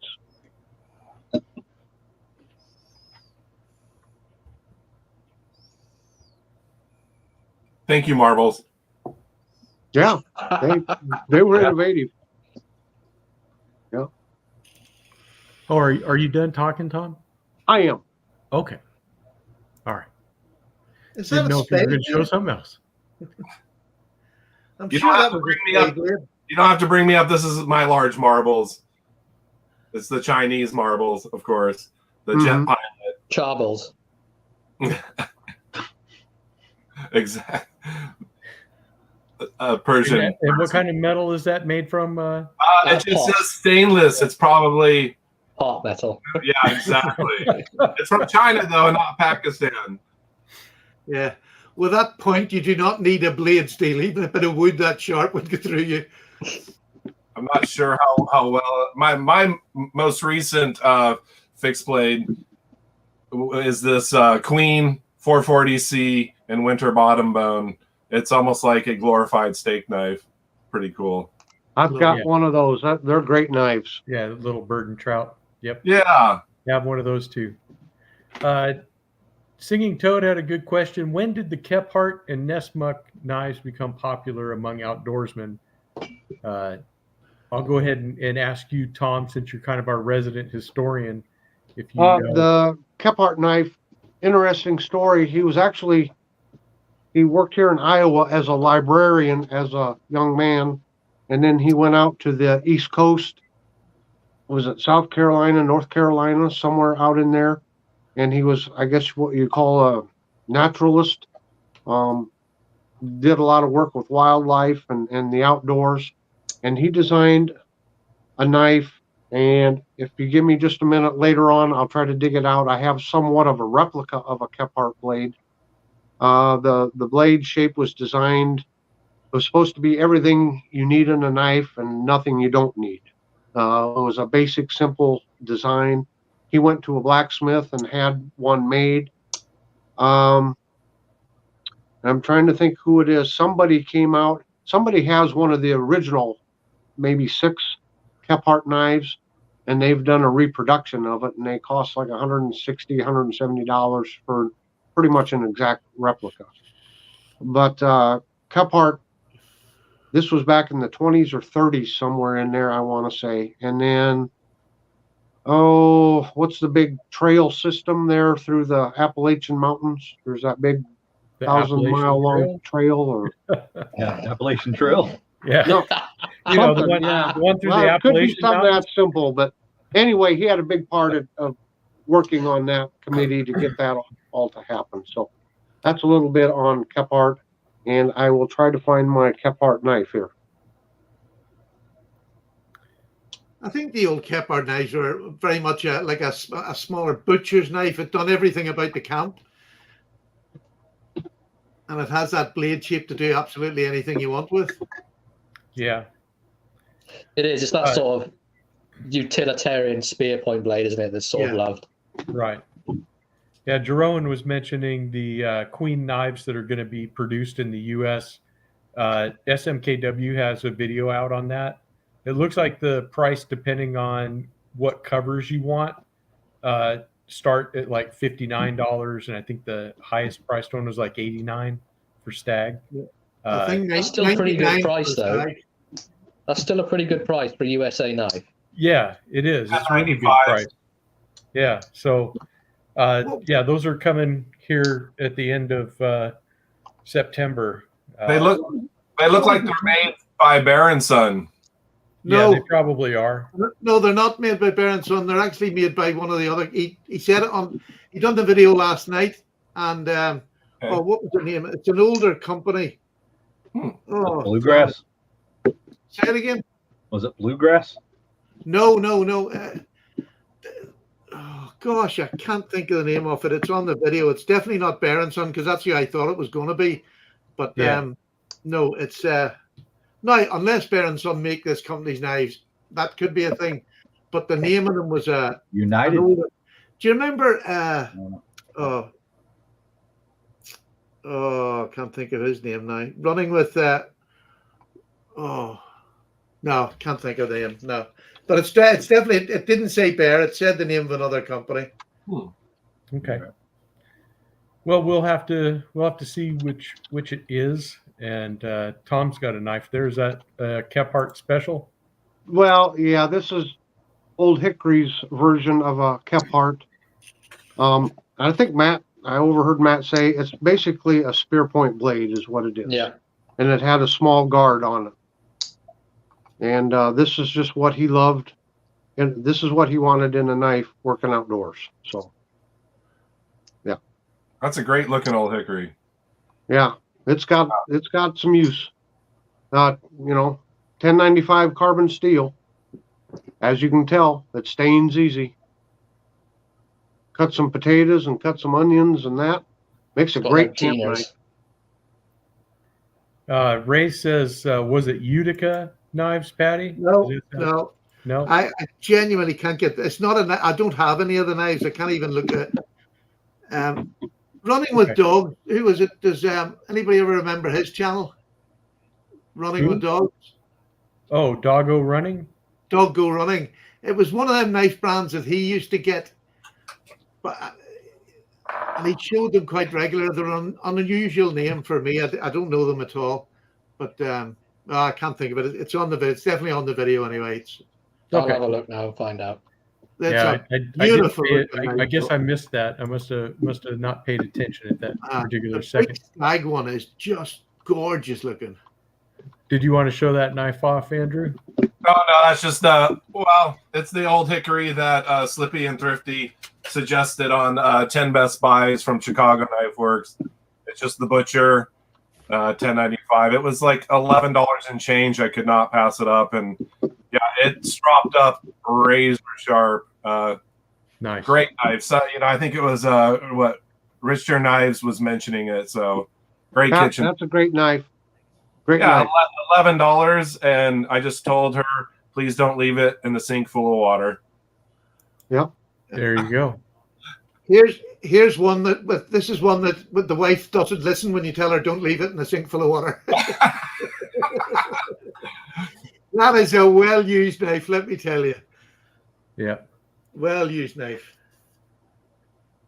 Yeah, so thank you, Slippy and Thrifty, for showing me that. That's a great deal. Was it Moormaker, Stephen? Moormaker, that's it. Moormaker's I thought that was the pattern, because Moormaker doesn't actually make the knives that they sell. That's what I'm saying. The name was Moormaker. Now, whether Bear and Son make Moormaker knives, I don't know. Right. Yeah, because I thought that was call it a Moormaker. I thought that was possibly the pattern number from them. Well, but I don't know. I've never heard of a Moormaker pattern, I have to say. Yeah. Well, I mean, their version of a knife is what I was thinking. I didn't know where they were getting all that. Okay, so Moormaker knives are made by Bear and Son. There you go. Okay. That's the closest I have to a Nessmuk, and I'm not real familiar with that pattern. Yeah, but that's nice. It's something like this. It's, got a broad drop to it there. Yeah. So you can let me know in the talk box, but that's the closest I have to a Nessmuk. That's the best looking butter knife I've ever seen. It makes an excellent butter knife. That's a cool fixed blade. Don't make me go and get my butter knife. Don't start after that. He's got the peanut butter spreader, is what Stephen has. Is that? I gotta get it now. Is that G10 made by Dispatch? G10 or my car to handle, or is G10. it wood? Okay. G10. There's beautiful handles on it too. Yeah, it almost looks wood with the jigging in it. Yeah, and I think this is D2 even. Oh wow. D2 steel. Yeah. Nice little sheath. Oh, Jerome has it down. He says it's a nest spay. Yeah. A modified nest spay. There you go. Just throw modified in there and you're right. There you go. Nice. Look at that in stag. That is just a beauty. That is awesome. Use this every day. Beautiful knife. There's not a trumpet that can stand up to you, is there? Nothing. It's just gorgeous. Peanut butter killer. But there's my favorite little fixed blade. This is the LT Right, and it's just a little thin fixed blade. But I use this. It sits on my desk, and I use this for everything when I'm sitting at my desk doing anything. I love this knife. Little small 3-finger knife, but when it's in your hand, that lovely little bulbous end on it just wraps you in, and I'll put this wee choker on it there. It's just a beautiful little knife. It's 5.5 inches long, about 2.5 inches in the blade. Just a beautiful knife. So they don't have to be big to be good fixed blades. That's true. And just for you, Dave, I happen to have one here. So you can see the difference. He says that the Sunfish is the best, and there you go. Oh, that's a great one. Yeah, you can definitely spread some butter with this little fat spear. Junior would disagree. And of course, this is the Rough Rider, another great knife. this is that one that John had a slip made for me, and this is a fantastic knife. I know John loves his too. I never used it to spread peanut butter though. That's because it's not the best peanut butter spreader. Yeah, I guess it's because of having to, dig into the jar. That's probably, it's not that long of a blade to get in there.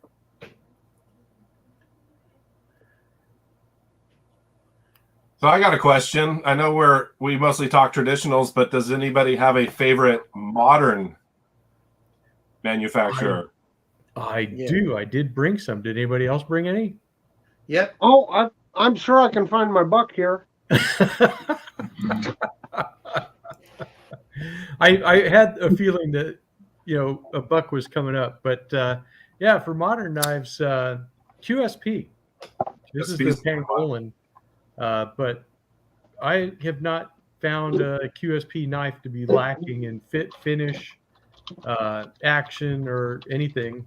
I would say that definitely they're one of my favorite modern brands, and something that I even look at their other knives that they make. Here's another one. This is I think the Hawk. That's Osprey. The Osprey, with the brass handle on it. Oh, that's cool. Yeah, super cool knife. They make really cool stuff. What can I say? But I do like. I would have to say QSP is definitely one of my my favorites. And they make really nice modern traditionals too. Yes, they do. Yeah, the Hedgehog is a fantastic knife. Is that your modern buck, Tom? Yeah, the Sprint Pro Ops. Great knives. That's S35. Yes. Yep. No, S30. Sorry, okay. S30. I think they make them in S35 too. It depends on which one. I know Patty's kind of disappointed I don't have it all shined up, Patty. That's because, I've been taking it to work with me.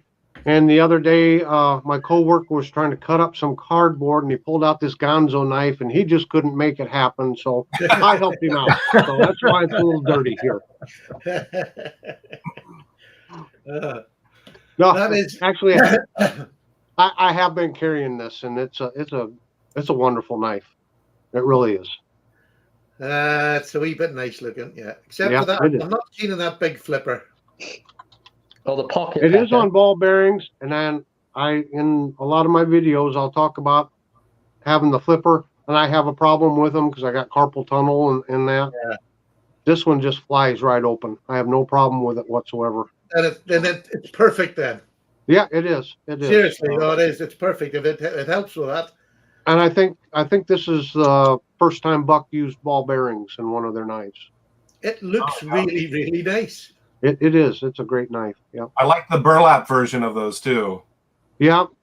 And I don't know what's still available. This was like a, I don't know, limited edition or special edition that came out in 2022.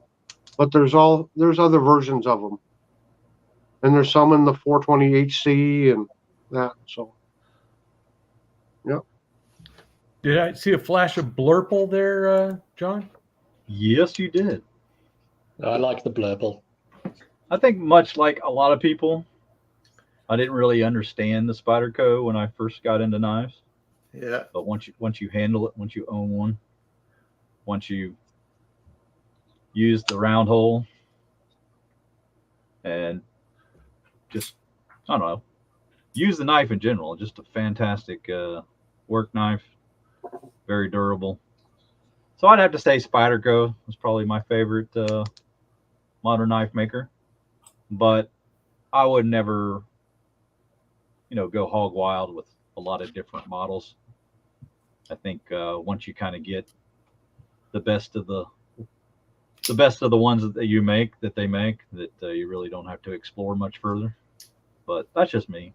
I like the Para 3. I think that's the perfect EDC size. I also like their Delica. I would probably invest in one of those at some point too. But I'm not one of those that's going to have to buy like 5, 6, 7, 8 different ones. John, I think you'd like the version he done for the UK PK. It's a beautiful knife. Is that the slip joint? Yeah. Yeah. Okay. It's a really nice knife. But I'm enjoying this one, and I'm left-handed, and I don't have problems with the compression lock at all. I know some people complain about that. Is the best they make. Yeah. So I'm a fan of that one. I'm enjoying that one. I also like Kubi though, and I also like Civivi or even Sincut for their budget brands. Yep. But if I'm only going to buy just maybe one or two modern knives, I'd probably just get a Spyderco. Yeah, I'm with you with Civivi. I like the mini practice. I think that's great. Yeah, I think the nice thing about Spyderco is that they are always coming out with sprint runs. So you can always try different steels. You can always get them in different sizes. You can always get different handle materials and stuff.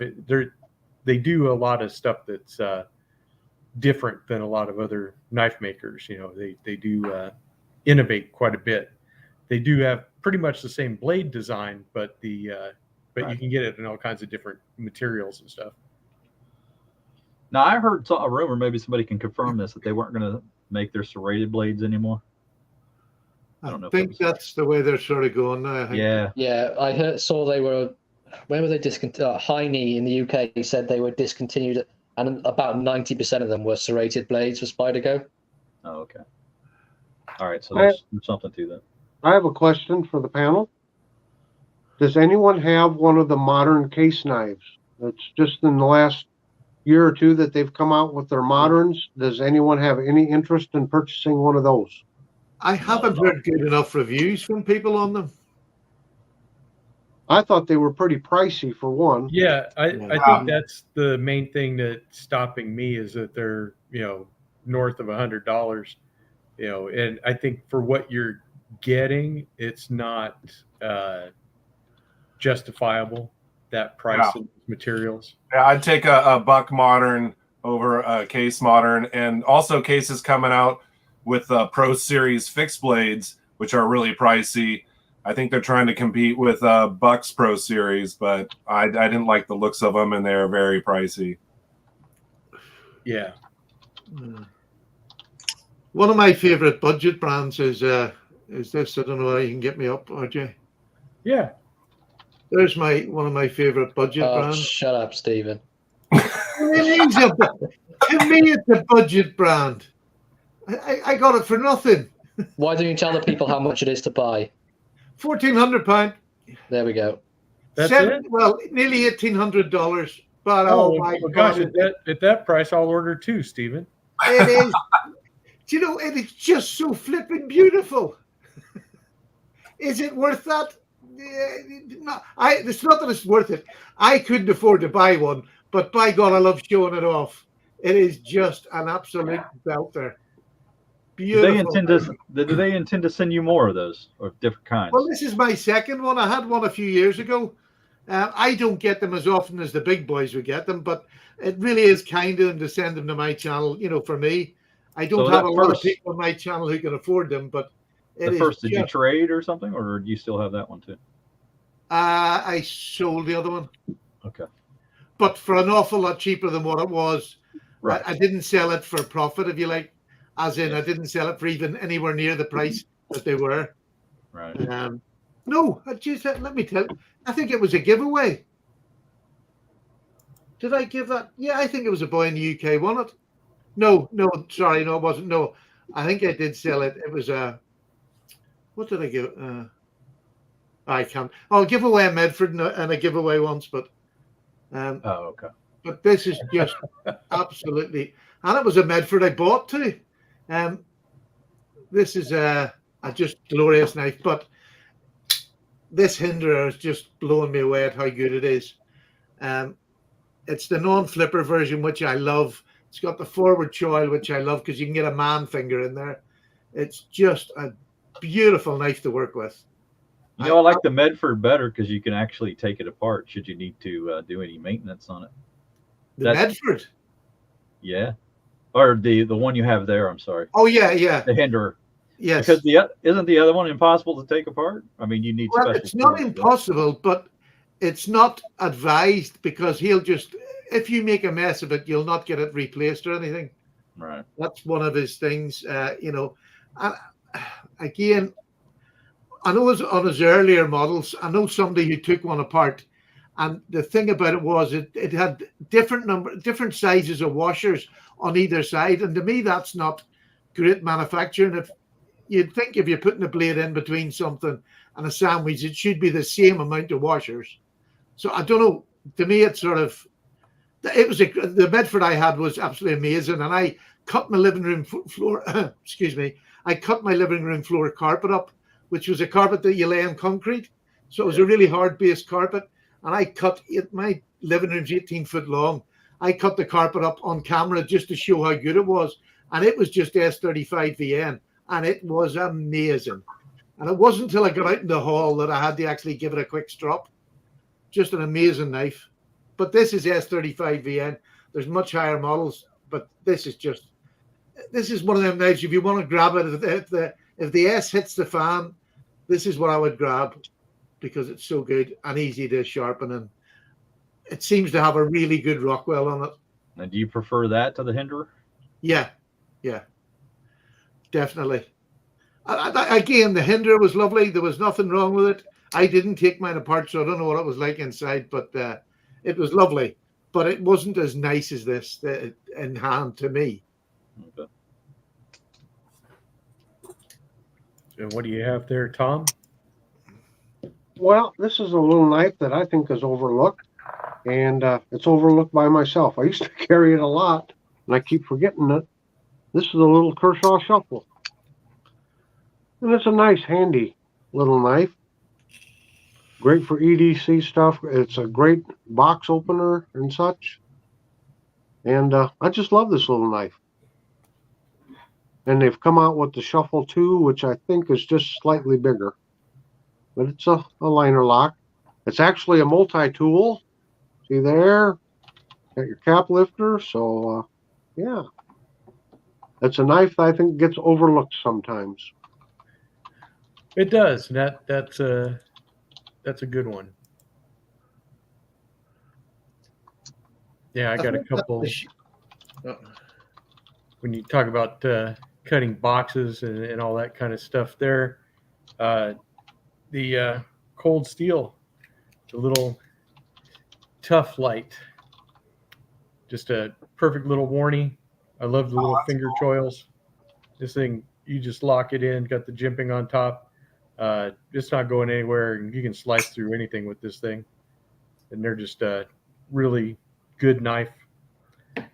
Another one I used to carry quite regularly was this AK-47.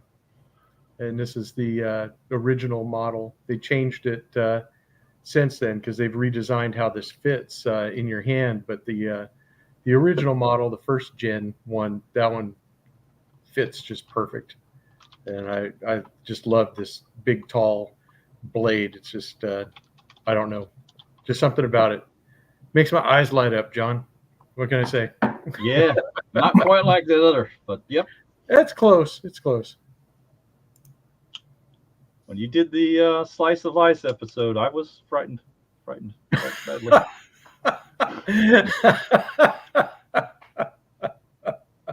I would not want to. Everybody should go back and watch that episode. That was fun. I enjoyed that Slice of Life interview. That was a lot of fun. Yeah, it was. You're going to be next, Andrew. One of my favorite modern manufacturers would be, a budget would be Petrified Fish, but a little bit more would Kaiser. Kaiser is one of my favorite modern. Yeah, that's another one I forgot to mention, actually. Yep, Kaiser makes great knives. I think I have 6 Kaisers. Really good micarta. This is 154 CM. Really nice. Also have, I think RJ was showing this yesterday or the day before, the chili pepper, the Swags chili pepper. Yeah, the friendly chili pepper. One of my first button locks. I love that knife. Yeah, it's a good one. And Buck makes a good modern. This is the Chinese infusion. This is like $40. But it is 7CR. This is assisted. But I'd say Kaiser is probably one of my favorites. That did Big Red did introduce me to the Orion. They're kind of a newer brand, not made in Oregon. This is made in China, but they're based in Oregon. And this is the Orion, the Cetus. And so it's kind of it's 14C 28N and kind of a sheep's foot D-blade, nice wood. This is the only one I have by Arona. So I wouldn't say they're my favorite manufacturer, but when I first saw this, it really caught my eye for a modern. Yeah. I think I have the perfect match for your chili, that Kaiser chili. No, not Kaiser. It's what was your chili pepper? That's made by. It's Kaiser. It's designed by Swags, but it's a Kaiser. One of my favorite Swags design. Oh yeah. Yeah, that is a perfect match for that knife.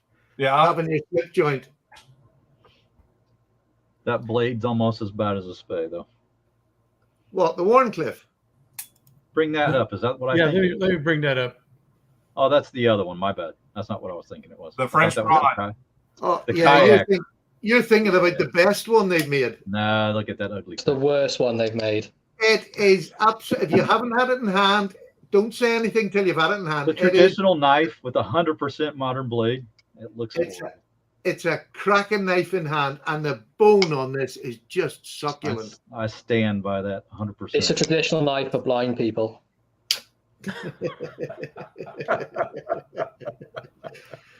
Hey, they need to cut stuff too.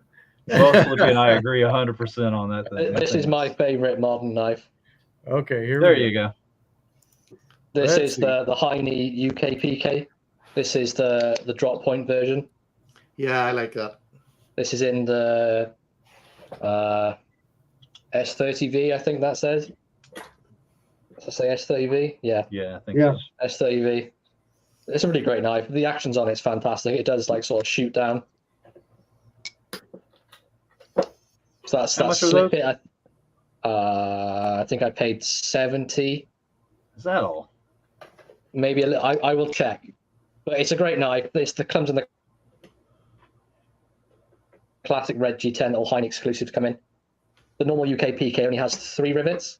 Well, sorry, the hardware, but the Heine exclusive has all 4, and the spring goes all the way down. I will say I'm not a massive fan about the wire clip though, because it like moves around a lot. Yeah. But there's a very small sort of gripe about it. But I will find the price for you now. Hang on. But I think it's a great modern knife. If anyone's looking for a UK Lee called Spyderco, that you can't really go wrong with it. We'll see you later, Terry. Just got the one in BD1N. Is that the blue one? No, it's just the black one. This has just got the BD1N steel, but it is absolutely so light. It's just a beautiful knife. And I got that for £50 in the second-hand market, and it's as new. So that just gives me an extra boost when I get something like that. When you can get them at that price. That's the black shape one. That's a beautiful knife. They are sold out, John. Go ahead and bring that up. Of course. These got more of the leaf style blade, right? So that's pretty nice. Yeah. Really nice little knife. Retro Stews in here. Retro, how much did you pay for your UK PK? I can't remember the price. The Heine one.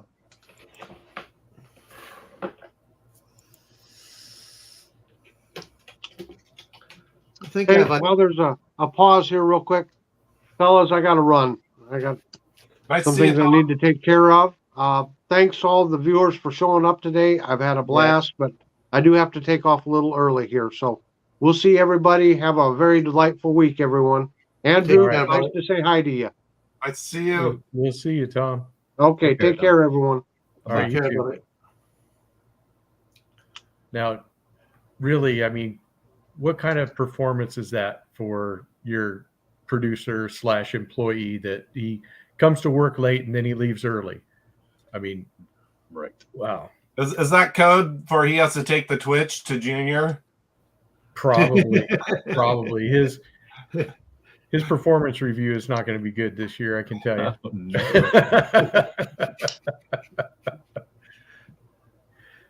Oh. Well, if you ever need a stand-in, there you go. There you go. Oh, it's like Tom with a personality. Rough. Yeah, now we can talk about buck knives. Or not. Or not. Yeah, so that's funny. So Retro Stu said he paid $99.95 for that, Matt. If you didn't, that's around that price. Yeah, I remember paying about that. Yeah. Tom had to go watch the Cowboys game. That's right. 100-pound, probably what? Okay, Ray. Yeah, Ray's 130, John, on, maybe. Big J and Boston's happy hour live chat after this show. So be sure to go support him over there. Stop in and say hi. So, and Tom heard me. There you go. Oh, yeah, of course, Dave. Yeah, there you go. RJ's Knives. I could replace Tom if your standards are that low. So, oh my goodness. Oh, Singing Toad. Yeah, he's awesome. Hardy Toad. All right, guys. Well, did somebody have any more knives they wanted to show? Hey, Jerps. You're fresh out? I'm fresh out. I've gone through everything I've got here. Yeah, Okay. I can't believe none of you brought a sack out tonight. I did bring a sack, and I was going to say, when it comes to brand loyalty, really, the classic SD, I've always got one with me. So, I mean, you gotta definitely say that there's some brand loyalty with that. I did get my girl the funky chicken, of course. She loves it. Oh, there you go. She loves it. Valentine's Day gift. She's like, "Did you get me a knife?" I'm like, "No, it's got scissors and a file on it. It's not a knife." But she loves chickens, and so the funky chicken had to get. And I know Randy WSG has a smaller version of this. I have a couple in my shed I haven't used in years, and I'm like, I got to get this exclusive. I like the pumpkin head for sure. Yeah, this is just nice. the tinker. Very nice. Hey, Mikey has decided to join the regiment. Thank you, Mikey. I appreciate that. Send me your address. I'm at rjsknives@gmail.com. I'll send you some stickers for the channel and stuff. Conda says he's an old man with a beard. He's ugly though, but do you think we're all good looking? Yeah. I was going to say, well, we're all ugly, so we're certainly not a bunch of cover models here. So, well, maybe the cover of like the FBI's Most Wanted. Exactly. Except for Patty. Patty's different. He was. Weren't you Sailor of the Year one year? Oh, definitely. Yeah. There you go. Yeah. And Dave wants to know if Skip to Show has ever been on my live show. No, but Skip and or Tobias are both invited to come by anytime that they would like to come hang out, even if it's just for a short time. I would love to host them. There's an open invitation for Tobias. So all I can say is everybody talk to Tobias through his comment section and say, come on to RJ's Lives. Maybe he will. We need somebody else. John is running out on the Rough Rider bit. He hasn't got enough to argue. We need a wee bit of oomph in the Rough Rider are the best knives. There's nothing to argue about. They just are the best. Oh dear. There's no argument. There's no argument. Jerome wants to know when you were Sailor of the Year, what year it was. Well, that you'd have to go back in the history book because Stephen, you sailed with 1934. Nelson, right? Yeah. So I sailed between the years of 1977 to 1989. There you go. I know we were talking earlier about Queen releasing stag trappers, and they're kind of a pretty penny. I did recently get a Steel Warrior trapper, and this is real stag. I was kind of unsure if it was real or not, but for $20, very nice stag. It's a frost, but I've been really impressed, with this So if you don't want to spend $80, $90, $100 for a made in American stag, Steel Warrior does have these, and I liked it so much I bought a second one, and I think I'm gonna give it to Jo Ventures. He's gonna be making us a few slips for me. So nice. But this is a really nice. If you want a real stag trapper for $20, try to get these before they're gone. Great fit and finish on the back springs and centering also. There is something you mentioned earlier on Bear and Son. I've not had a whole lot of heard a lot of great reviews on them. They seem to be a bit patchy. Yeah, they're hit or miss on blade centering and stuff like that. And I just wonder, have they been up in their game to take over this role as making the new American-made Queen? Time will tell. I don't know, because nobody's got one I thought yet. So doesn't Randy's WSG, he has the big boy Queen, and I think those aren't they made by Bear and Son? I'm not sure though. Yeah, I think those are. Yeah. They also made the old timer generational series as well. All right. Well, that's why I've got one of them. That's the D2 model. Yeah. That's the Heritage. No, that's the 1095. 1095. Yeah. Yeah. Yeah, they. Have you tried them, John? Sorry? Have you tried them? The Heritage or Generational? Generational. Yeah, I have. Yeah, I've got the one I like most is the one they mimic the Bruin, the lockback. Right. That one's pretty nice. I didn't really care for the other two. Yeah, I mean I love the Bruin. I got that in your say so, and I just love it. It's a smashing knife. The Generational is not really a Bruin. It's more like a sodbuster, but it's really nice. Right. Yeah.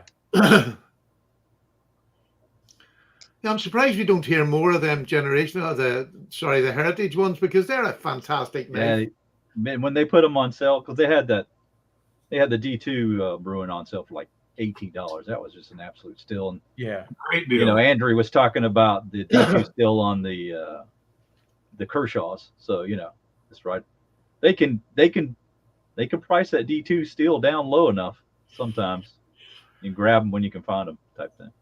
Obviously, I was watching I can't remember who I was watching, but he was talking about the price of steels, and in sort of up to S35 VN, the difference between a sort of like 440 and S35, there isn't a big jump, and it's not some huge big jump in price for them steels.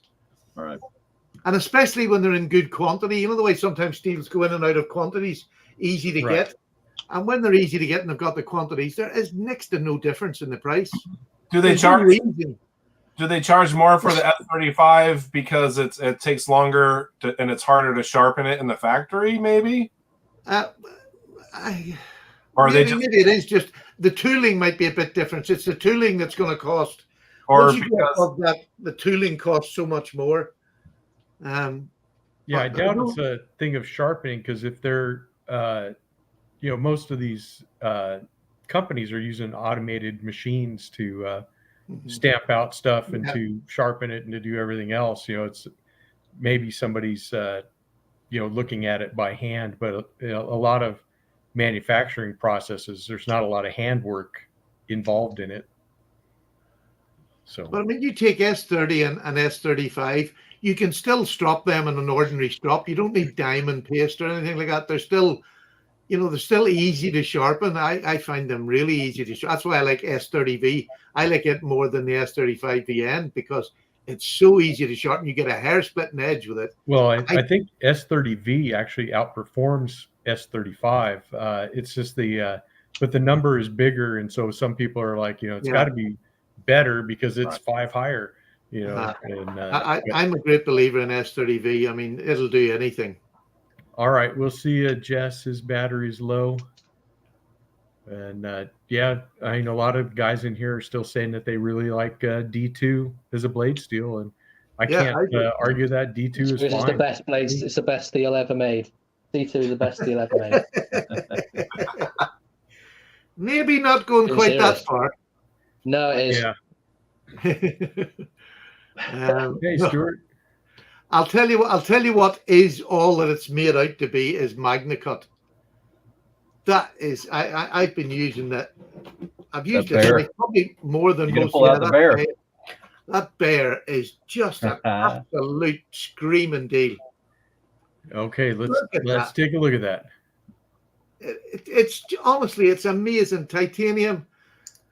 Look at that beautiful clip point, UK legal. It just takes a wicked edge, and so much easier than even S35 VN. This sharp is just as easy. Right. That's the thing about MagnaCut is that it truly is a super steel. It really is. It does all three things. It lasts forever. Well, not forever, but it lasts a very, very rust resistant, sharpens or resharpens easily. Takes a good edge. But this is so skinny. But whatever way they have, there's got an awful lot of work gone into this handle. I mean, it's so rounded. There's nothing that sticks into you. It seems very, very skinny.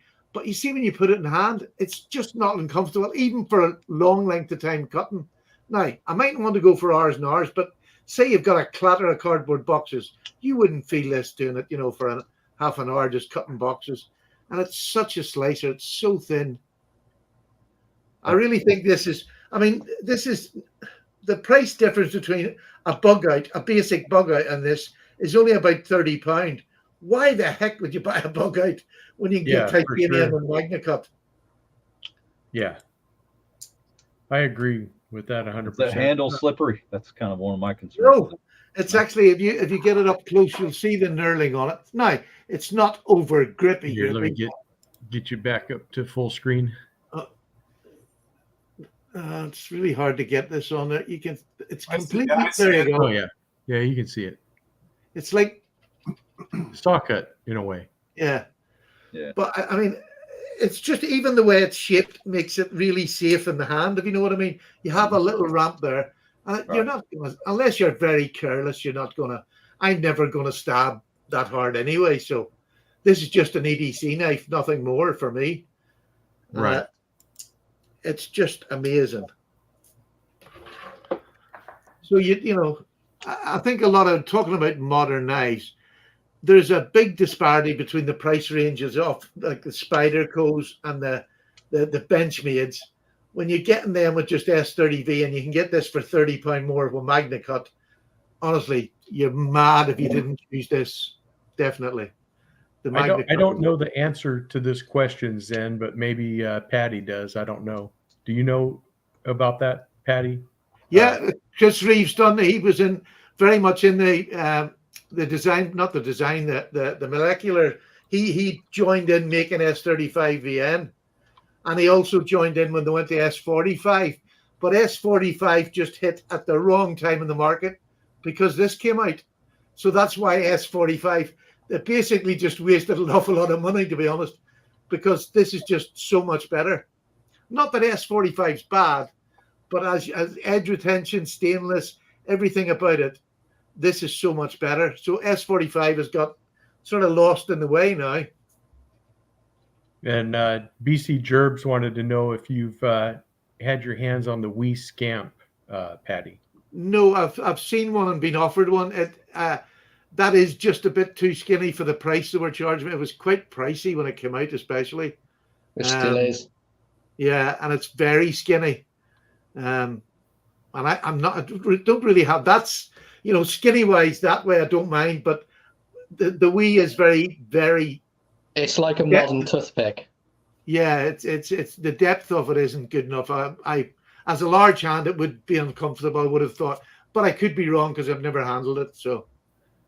But there's no doubt that it's a beautiful looking knife. I mean, we done the titanium beautiful, really nice looking knife, but not maybe for me. So just reading about the S30 versus S35, both of them developed by Chris Reeve, and it says as the kind of a conclusion that most knife users won't be able to tell the difference between the two. So Well, there you go. yeah. Well, I think you can sort of S30 and S35. I just like the S30V better, just for the way it cuts and sharpens. I don't know whether that's just me and the way I sharpen, but I definitely like the S30V better, to be honest with you. Yeah. So I've never tried the S45V, and apparently it's a really good steel. It just hit the market at the wrong time. So what's Jack Wolf using now? Is that S90? S90, yeah. And it just lasts forever. I mean, I probably would never really need to sharpen that knife. I just drop it after use, and I can't ever see me dulling it. Is S90 more susceptible to chipping because it's so hard heat treat?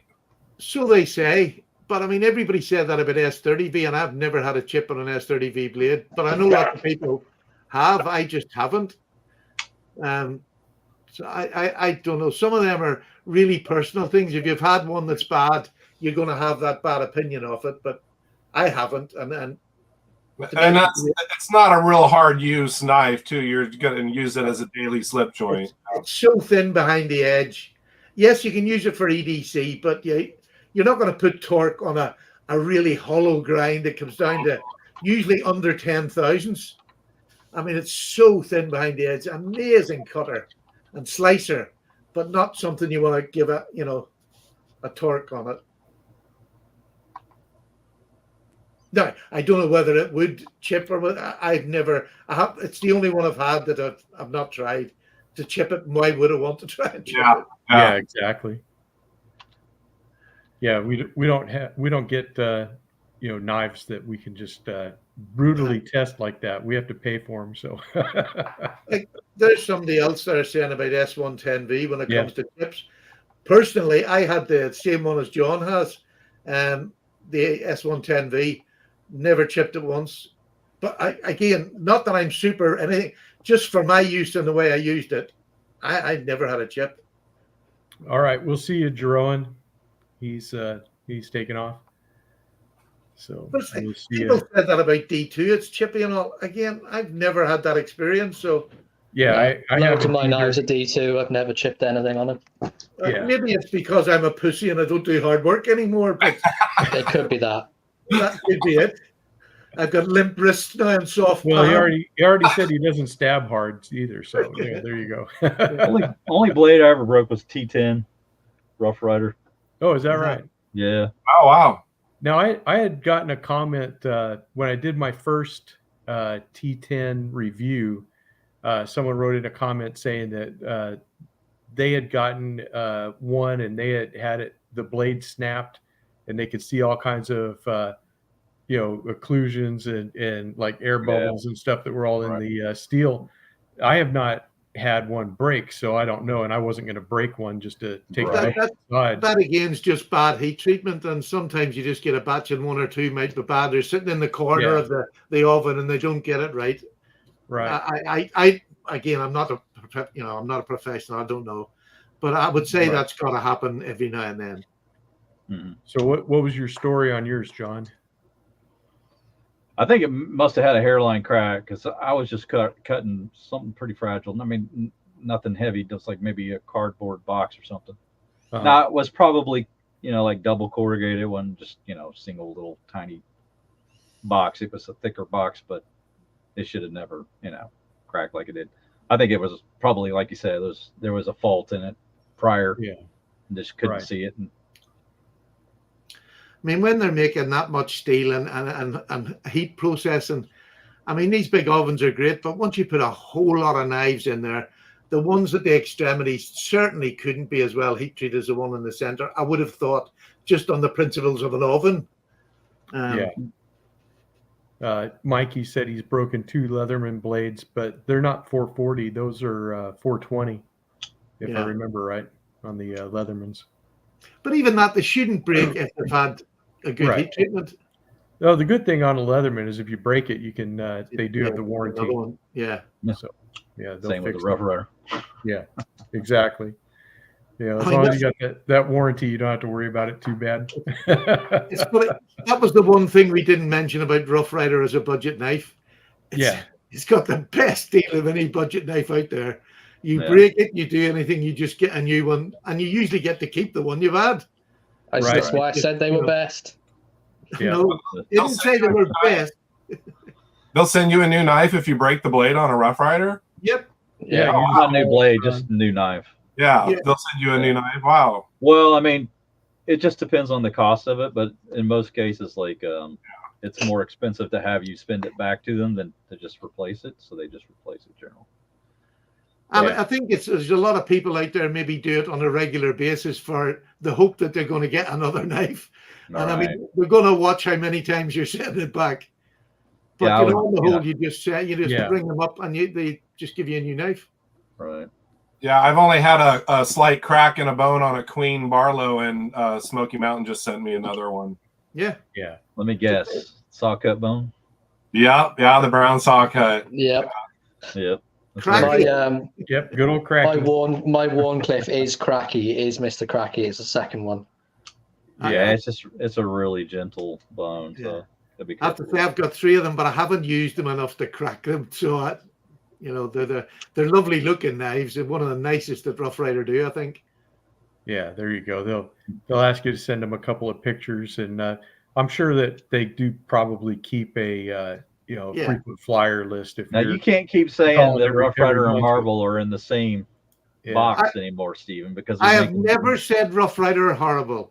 No, but you can't call, like, every time you talk about a Marvels, you call it a Rough Rider essentially, but it's not going to be that way anymore if they're going to be doing the USA one. So, but I just don't know what it's going to be like. To me, it's either going to have. For me, they would have to have a more consistent level of good knives coming out, because they're charging more money for these. When you're getting up to case value knife, and I just think, I don't know whether Bear & Son have that quality in their.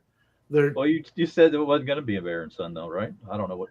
No, I said that wasn't what they were calling them on the program. It called them Moormaker.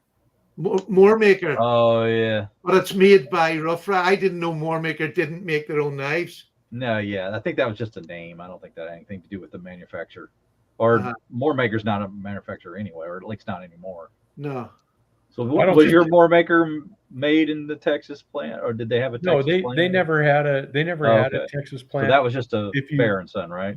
Yeah, well, probably. If you look at the history of Moormaker knives, Stuart Harvey actually sent me a PDF on it. I don't have it handy, but they used other makers, like Camillus, Queen. It's all contract stuff. Yeah, Queen when it was still in business the first time, and a few other ones. So I don't know actually who made mine, because it's stamped Moormaker.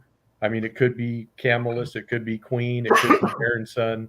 I don't know. It's kind of like a Remington. I mean, it just could be made by exactly like a Remington or a Winchester or one of those others. They just it's contracted out, and they're just putting the name on it. Well, if Queen's going to charge $60 to $100 for their new Made in America knives, they're going to have really good quality control to compete. Right. Because Case has my money in that price range. Yeah. Right. Worth taking a look at for sure. No doubt. Yeah. I like the little Stockman. That would be the one I'd want to try, just to see what it's like. You're getting 3 blades. You're going to see what the heat treat's like quickly. Queen or the Queen one, yeah. Oh, okay. Made by Bear & Son. Oh, okay, yeah.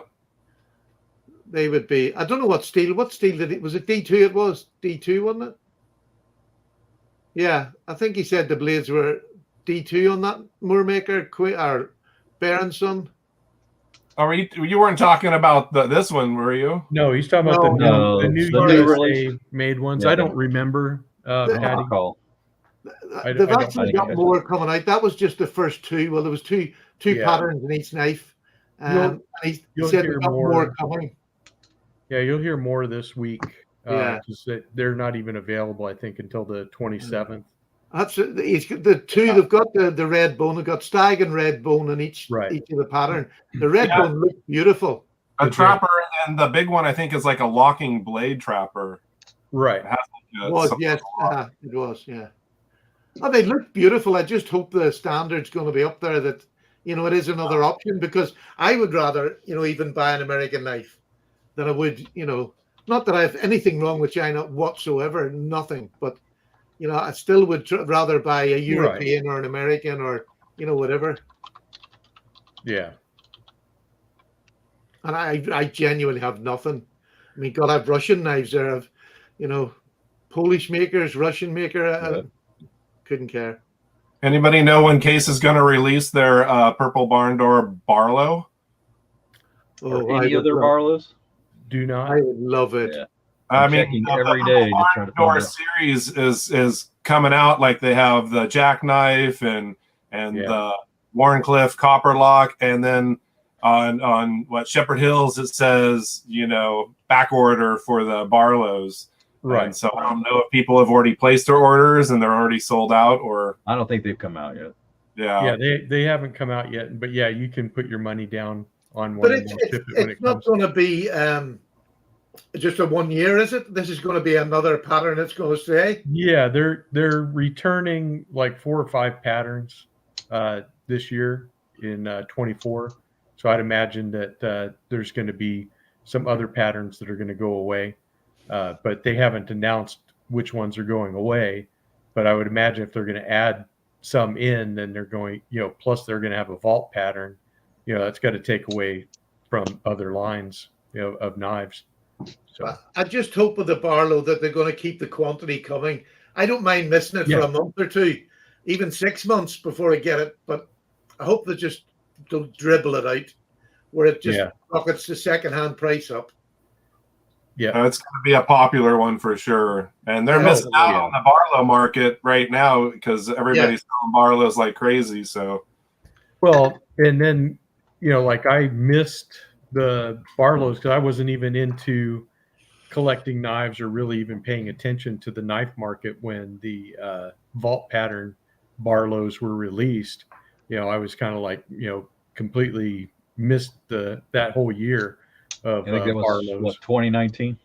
Yeah, I think that was 2019. Yeah, so I was totally not even thinking about them.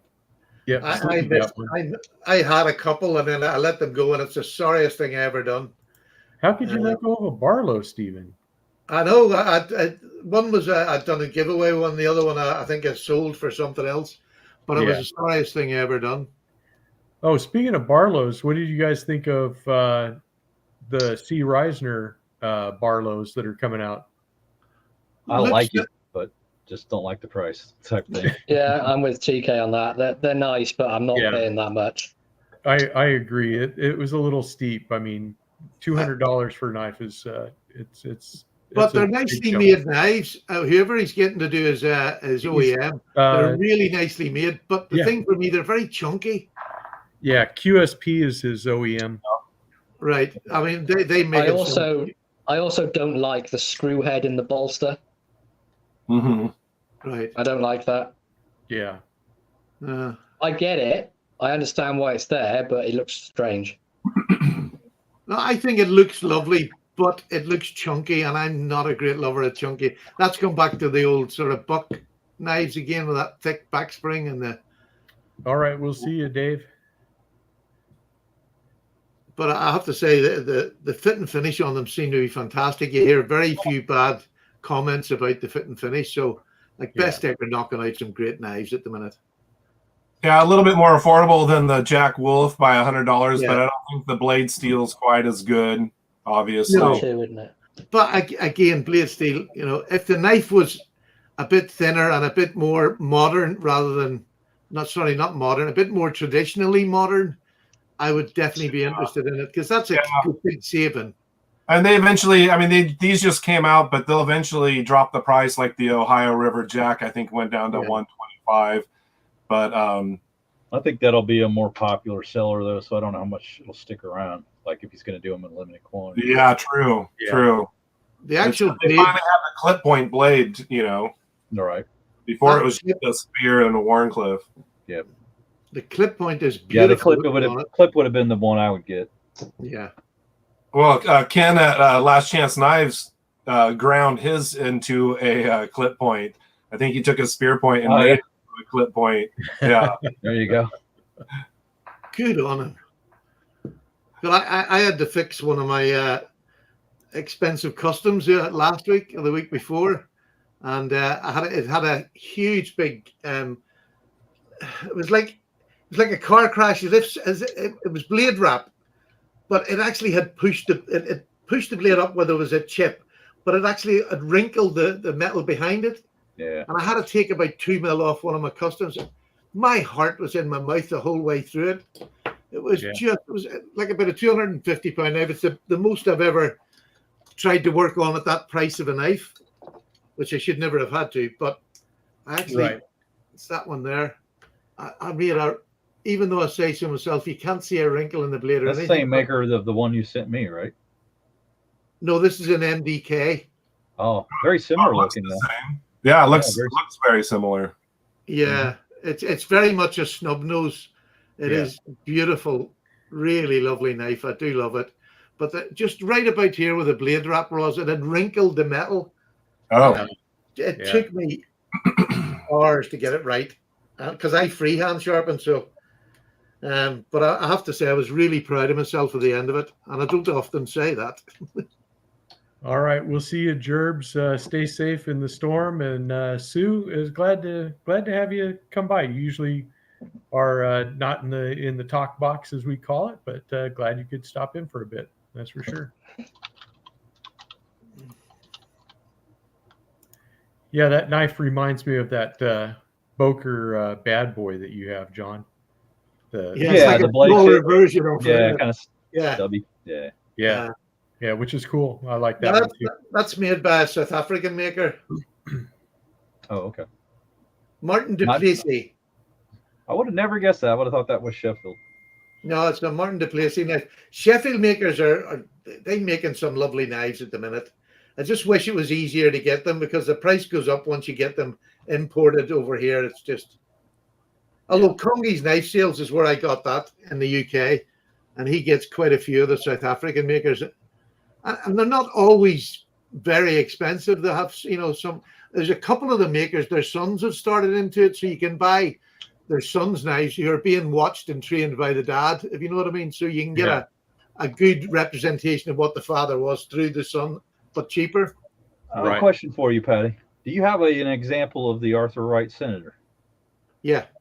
I kind of want to see that. Yeah, let's definitely take a look at that.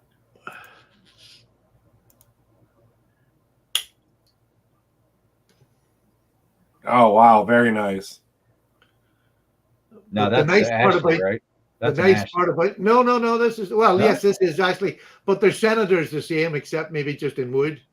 Look at the back spring on that. Yeah, and you get blade options too, right? So yeah, the file work on this was done. The outside file work was done by Ashley, and then his father chased this by hand with a hammer and chisel. That's the way he does it, and put that like the sort of. I'm trying to get it so show it. Can you see it? Oh. Yeah. Ashley's the same one that did my file work on my Arthur Wright. But this chase work is done by up the center. It's like an ivy leaf sort of shape. Yeah, that's different than mine. Yeah, the father does that just with a hammer and chisel, and he does it on the Senator, just the normal Arthur Wright Senator. Okay. So really worth getting. I think it's a lovely knife, really well made. That's gorgeous. Yeah. And they do it. Yeah, I just wish I could get one with the clip. I haven't seen one with the clip yet. So yeah, although I have to say, I don't know how I've done it, but the bottom pin here is cracked, got a bit of cracking, but it'll not bother me as much. But it's still a beautiful knife. Like a crack in the abalone. No, not the abalone, and the plastic cover and whatever this. Okay. Yeah. I could send it back to Ashley and get it redone. If it gets worse, I would do that, but it's fine now. Yeah, it's really nice. Oh, here, am I saying that? Am I saying it? Yeah, I was told that Ashley did this file work too, and this is the Stag. Oh, yeah. Oh, he does. That says, yeah. He does 3 or 4 different file work systems, but and then on the the spine there. But yeah, your file work is completely different. Yeah, Ashley does about 3 or 4 different ones that he does regular. And this is not the Senator. This is just the normal Barlow. Yeah. That Senator here, I think this is a Senator as well, is it? I actually think that is the Senator, isn't it? That is a Senator, yeah. That's in the stag bone, which is just beautiful. Yeah, that's similar to one they have available, but not the stag. I think just maybe like an ebony or something. It's just beautiful stag on this. I just love this knife. But I like the lamb's foot as well, because their lamb's foot they don't go down so narrow where they become they look a bit weakish. This is just a small difference from here to here. Right. It makes a lovely detailed knife. And the tang stamps are different on those, it looks like.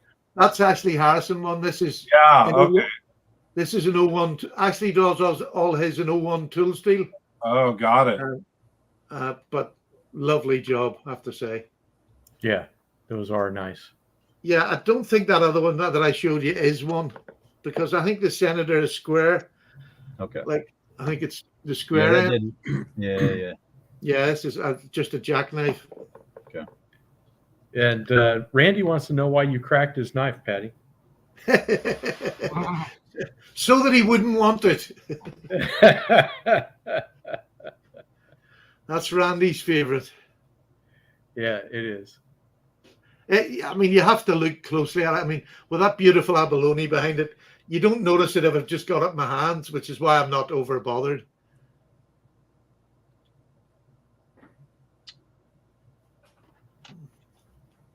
Anybody got anything they're going to get this week?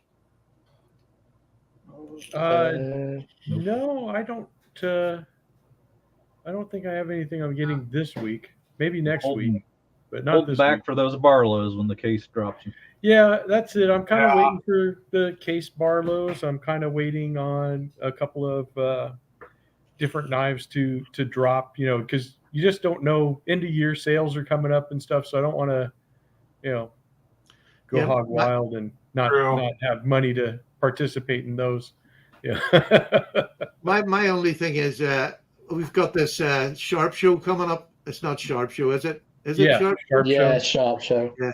It's disgust in his face. I never get it right. The Sharp Show. So I'm saving up to buy myself something there. I don't know. I mightn't even buy anything, but I think I'll be just talked out there. I think there's going to be so many people I want to meet. Oh yeah. Yeah, I've got some money saved up for it, but I don't know if I'll buy anything. It's just in case there's something I want. Yeah, that's exactly where I am. I'll have, because apparently it's very much more customs type knives than it is. It is, yeah. So if I see something I really like.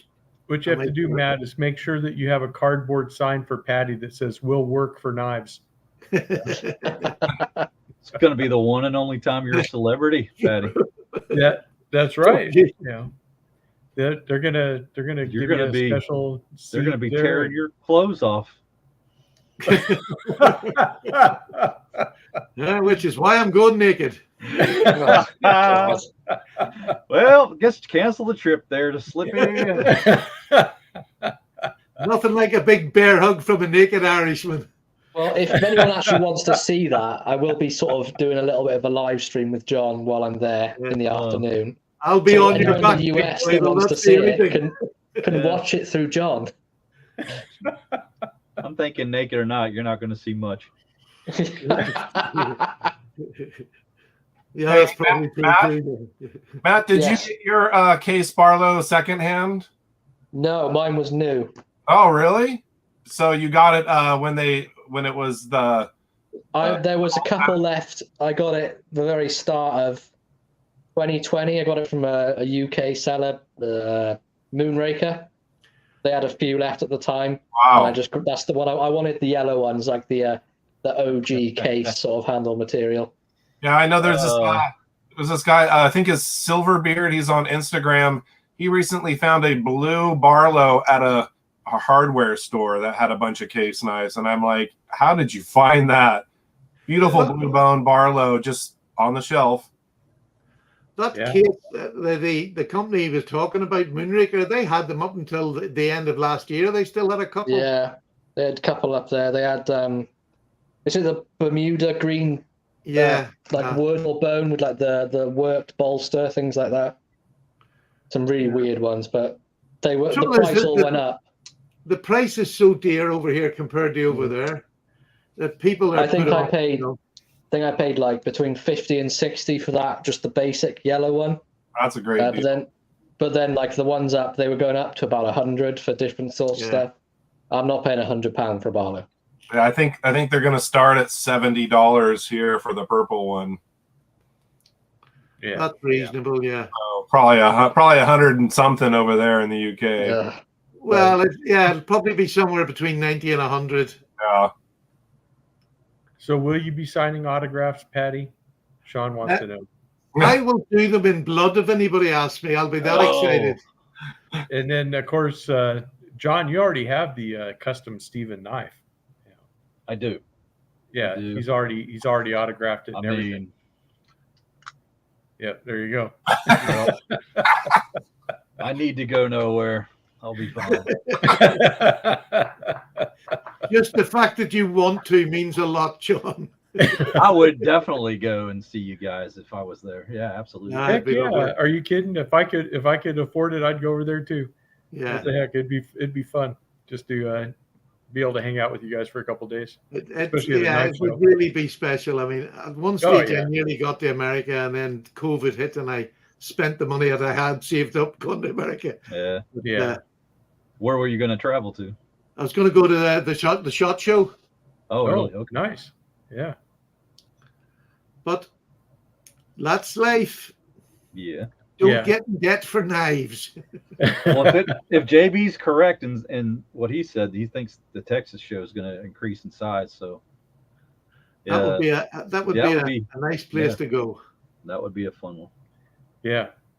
Yeah, because that's going to be in Dallas, right? Well, last time it was in Fort Worth. Well, close enough. Yeah, close enough. Yeah. You can fly straight into Dallas, or of course. Yeah. Yeah. Yeah, and then Fort Worth is just right there across the tracks, as it were. I suppose the nice thing is you know a year in advance where it's going to be, so you can book a flight and get it at the good price. Do you know what I mean? Right. Yeah. Well, see, the good thing about that is I don't need accommodations. I just drive over there. If I can find parking, I'm good to go. But my thing is I can't stand on my feet very long. That's my problem. So. Do they not have the sit down electric carts there for? The rascals. I'm not riding one of those freaking rascals. Come on, we'll get you a big flag to have off the back so we don't lose you in the crowd. No, I'll tell you what, I will pay and come over for you to ride a rascal if I can hang a flag that says Thrifty Kniffy on it. We'll bring a little tartan rug for his nap, and we'll put a porta potty on the back of it and get it ready for him. Well, if you're going to do all that, TK won't show up at all if you do that. I'll just come as Phil. We can have a flag that says Cripply Kniffy on it. Yeah, I'm too proud to drive around one of those. Yeah, I have to say, my wife she's got one out there now. She doesn't use it all the time, just if she's having really bad periods, if it's a bad time. And she swore she would never have one. She loves it. When she's bad, it means she can get out and take the dogs out, just around the apartment. Been to town a couple of times, but she's not over keen on that. I mean, if I drove that around at the SHOT Show, I might run over Judd. I might see him in time. Yeah. We could get him Judd puree. Yeah. I haven't taken a shot at Judd all day today. We'll get him an Uncle Sam suit with a hat and the old what do you call them legs that you walk on? The wooden legs. Yeah, stilts. Yeah. Stilts. Don't put your hands over your eyes. I'm thick, I told you. It's Texas. You can probably get one of those little mini horses to drag you around in a cart. A rocking horse. You're in a cart taking Judd on a pony. Hey, I had a question. Does anybody have one of these? It's case 6244. I think it's like a little jackknife. This is a brown Delrin. 1975. You can see how the back spring's smaller for the pin blade. Oh yeah. I do not. John, you have one of them, right? Yeah, I do know that the 44 frame that you can get it as a jackknife, they also made it as a Stockman. Stockman? Yeah. So I found this at a local antique store, and the main blade's seen some better days, but it's still sharp. Great snap. No gaps in the back springs. The pen blade actually looks good. And I mean, I didn't luck out like Randy and get it for $1.50. It was probably $16, but still, saving an old case for $16, and it's great snap. I'm gonna probably do it way back Wednesday. But like I said, I first pulled out that main blade. And I'm like, ooh, it's been ground down pretty good. But I think in mint conditions, these go for $75 to $100 in perfect shape. 1 year old. Yeah, old sounds good. Yeah, I don't have one like that. I have something similar. It's a medium jack. It's got the rounded bolsters, more of a serpentine style. Oh, okay. The springs are the same width. They're not quite like that. I have the Texas jack, which is nice too. It's a small one. Yeah. I can't find Texas jacks anymore. They don't make that anymore. You have to find an older one, right? All right. Yeah, I think so. Because I blade on that one. That's nice. I got mine. Yeah. There's my favorite case that I got recently. Yeah, okay. Mine's the square bolsters on the Texas jack. Right. Just in the basic. It's a lovely little knife, little serpentine. This is the one that's exciting me. That I can't believe. I paid really good money. It was really just amazing knife, and especially being a USA made one. Yeah, that is nice. And that is wood. You love the wood. Yeah, I really do. But the jigging on the wood is absolutely fantastic. But that hollow grind blade is just a beast. Yeah, it is a beast. Big knife. So go ahead. I have to say, I've been getting more and more into case, and as long as I get to see them first and see that the fit and finish is okay, they make a beautiful knife. They really do. They really do. And that's why they're one of my favorite brands. Yeah, my first two cases were bad. I had a Sodbuster Junior, just the black, and it wasn't pinned all the way. It was a 1/4 inch slop in the blade, and I got it from Blue Creek Knives, and he obviously let me send it back and gave me my money back. And then RJ told me to give him another shot, and so I got the yellow Delrin and carbon steel, and it looked good at first, and then I noticed that it was getting blade rub and blade wrap, but luckily I had gotten it from Amazon, so I was able to send it back, and then they sent me a good one. But other than that, I think they've all been good. I think my Slimline Trapper has a little bit of gap in the back spring, but other than that, they've all been incredible. Oh, good. Yeah, I've heard some nightmares about the Sodbuster cases. Yeah. I know one example was Jersey. He was going after one of those newer green colored handles, and had to buy like 3 of them before he got one that he was worthy of keeping. So. Yeah, some patterns I think case just really the QC is not good on them. So Eric asks a question: if anybody has a case cheetah, I do not. No, I don't. No, I would like one though. That's the one with the guard, the folding guard, right? Yeah. Guard. I handled one in a store, and I really did not like that swing guard. That just you have to kind of hold it only like a certain way, and it just was not my favorite. So I don't really prefer a swing guard. I haven't found any that. I think if you get the swing guard ones that are solid and they don't move, but I think a lot of the lesser versions move, and you're putting your hand against it, it's moving. It doesn't. Yeah. It doesn't feel as nice in the hand. It doesn't feel as solid. Right.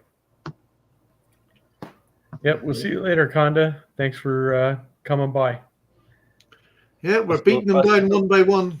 Yeah, we are. Need to pick up a Congress, a small Congress. I haven't picked up one of those either. I still need to get that. I still want to get a swell center, Jack. Haven't got one of those, but I think they still have a lot from last year. I don't think that was a bestseller of the Has any of you got the Rough Rider Congress? It's beautiful. Oh yeah, I have a Rough Rider Congress, the black and blue. Yeah, I've got where is my Rough Rider one? That's the only Congress I have is that Rough Rider. Yeah, I got that one, which has got the abalone and the black gold, and then the file work on the back. Oh wow! Yep. This is one of the nicest Congress I've seen. Full stop. And they don't sit that high up. Do you know what I mean? It's just right. The file work is just lovely in the back. Is that a Rough Rider? Yeah. Yeah. Oh wow. 4-blade Congress, and it's beautifully done, I have to say. I've had this for years upon years, and they're just beautiful. The abalone on them's lovely. So yes, that's the only Congress I like. I don't like any of the other Congresses. Well, the case Congress pattern, it's really small. It's way smaller than the And they did they made a larger one, but they're hard to find. Yeah. They just don't currently sell one, but they did in the past have a larger one for sure. Yeah, they made that small one. Is that the year pattern, where it's only here for a year? Yeah, that's right. It's the year. Yeah, the whole pattern for this year. Yeah, beautiful knife, but just for a 4-bladed knife, too small. You're right, definitely. That's about as small as I want to go. It's something to get just because it's a one and done. So. Yeah, Brandy's WSG has one. It looks like a great fifth pocket. I think his is brown and black micarta. Yeah. Oh, okay. Yeah, I'd like to do just a one and done knife for that small Congress. I still can't decide whether I want the 2 or 4 blade. I don't know. I'm thinking that they kind of backed me into a corner. I'm going to have to get one of each. No, I'm not falling for that trap. I think I'll probably just get the 4 blade. Yeah, I think if you want it as part of your collection, the 4 blade's the one to get, I think. Yeah. I'm still saving up for the center swell, Jack, and those are small. Yeah. That's 3-inch closed. $65 for that's what I know. That's the thing that gets me, is that they charge a full-size knife price for a small one. So they're peanut size. That's what size they are, isn't it? And it's just it's a little bit bigger, a little bit bigger, an eighth of an inch longer or something. But yeah, when you look at you're getting one of those for 65, and then this is like 70. And it's like, you're like, I can get a great big working Stockman. 3 blades, 4 inches closed, and everything, but then for this little tiny knife, it's the same price, and so you kind of are like, what does that even mean? It's for the collectors for sure. But when you think of it, they still have to go through the same process for that little small knife as they do for a big knife. You're only taking the price of materials, which again, like we talked about earlier, it's buttons. The material is buttons. Unless you're going for a fancy stag or something like that, a little bit of cow's bone that you're going to jig and dye, it's not going to cost you a fortune when you're doing it in that sort of the quantity that Case knocked them out at. Yeah, exactly. It almost takes as much to build this little peanut as it does, a full size. Exactly. Now, this is more material, but a peanut, you still gotta pin everything and make sure everything's correct and do the covers and sharpen. Let's be honest, it's harder to do a smaller peanut just physically because you're dealing with more tolerances, tighter tolerances to get the knife blades to fit. Gonna say the exact same thing. So smaller the scale, the tighter the tolerance. Yes, I think all my peanuts are the Chinese made, either Queen or Frost, and they're still $15 for just a little peanut. See, this is where I think, being a traditional collector and being a modern knife collector, you don't have this variety of patterns, and no, you just don't have it. This conversation couldn't be held. That's one of the reasons why most of my collection is traditional. There's so much variety out there. That's why we're into this. I literally have about 25 modern knives, and the rest of my collection is all traditional now. But it took me years to change over, because at one stage I had hundreds of modern knives and a couple of traditional. So, but to change it all over was just. And you notice the difference in subs when you come from locking knives down to traditional. Trying to get subs for traditional channels is much harder than if you're buying the top of the range modern one. There's more people wanting them than there is the traditional. But Big J and I also noticed that maybe it's just our fan base, but when we post a video on a modern knife, it doesn't nearly get the views as if we post a video. I get that for sure, because whenever when I did that chili pepper knife, and then I did a modern knife, I think on Wednesday also, I'll get not very many views. Then I'll throw up a case trapper and I'll get like 300 views. Yeah, and maybe that's because there's a lot of really good modern knife channels that are already showing that. So I don't know if it's just our fan base or what, but go ahead. I was just going to say, you've got already really established channels that are, very high subscription. Got high subscriptions, and they're already kind of well established. They're going to turn to them for the modern stuff before they're going to look at me or any of the other traditional guys for that sort of thing. The other thing that I think of now, there seems to be much more young people coming into it that are wanting the modernize, the great steels. They want to be up with the trend. Young people in my day didn't have that sort of money to throw about a £400 knife. Do you know what I mean? They just didn't have that spare cash. Now the youngsters seem to be in jobs that they're getting these super wages, and they can afford the luxury of being able to do it, which is great, and I'm all for it. But it just didn't happen a lot of years ago. Do you know what I mean? Tell us all about it, Matt. Tell us about being a young guy with a fantastic job. He's not young. It's just a hard life. Everything's so stressful. I have to work at home. I can work in my bed. He goes into work with shorts on, and that same shirt you're looking at. Go to the office in a shorts and t-shirt. And that's only on the days he gets dressed. That's exactly. Still not as good as a pensioner. my working position is mostly prone. It's so hard. I thought you worked for the British Secret Service there, Slippy. I might do. Because I remember he can't talk about it, Andrew. I remember he says he sees everything all the time. I'm like, yep, he works for the Secret Service. SAS. I do see everything all the time. I'm aware of what's going on. Yeah, Jake's got a good comment. Wait, you guys are wearing pants? I actually am not. We didn't actually need to know that, Matt. So yeah, well, you do now. I put this T-shirt on basically for the live. If it wasn't on live, I wouldn't have it on. Okay. Well, at least we John's have that. Gone. Well, you guys got me out of my pajamas today. Usually I hang around and watch these shows in my jammies all day. I really do wish I was a jammy person. I can't wear pajamas. No. Cannot wear them. I'm also not allowed to walk around naked, so I usually have to get dressed. My wife's easily scared.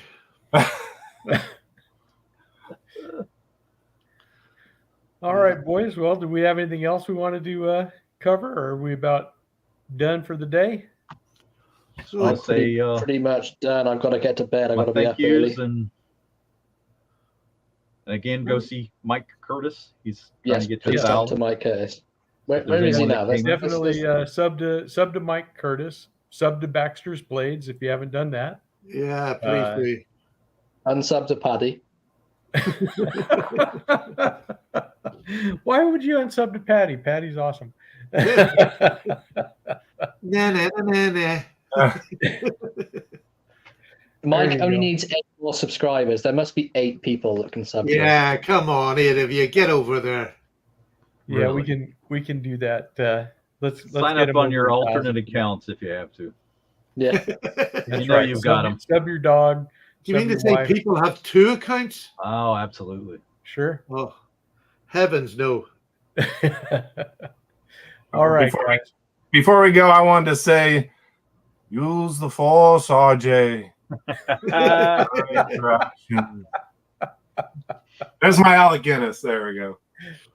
Thank you for that. All right, guys. Well, with that, we'll go ahead and wrap this up.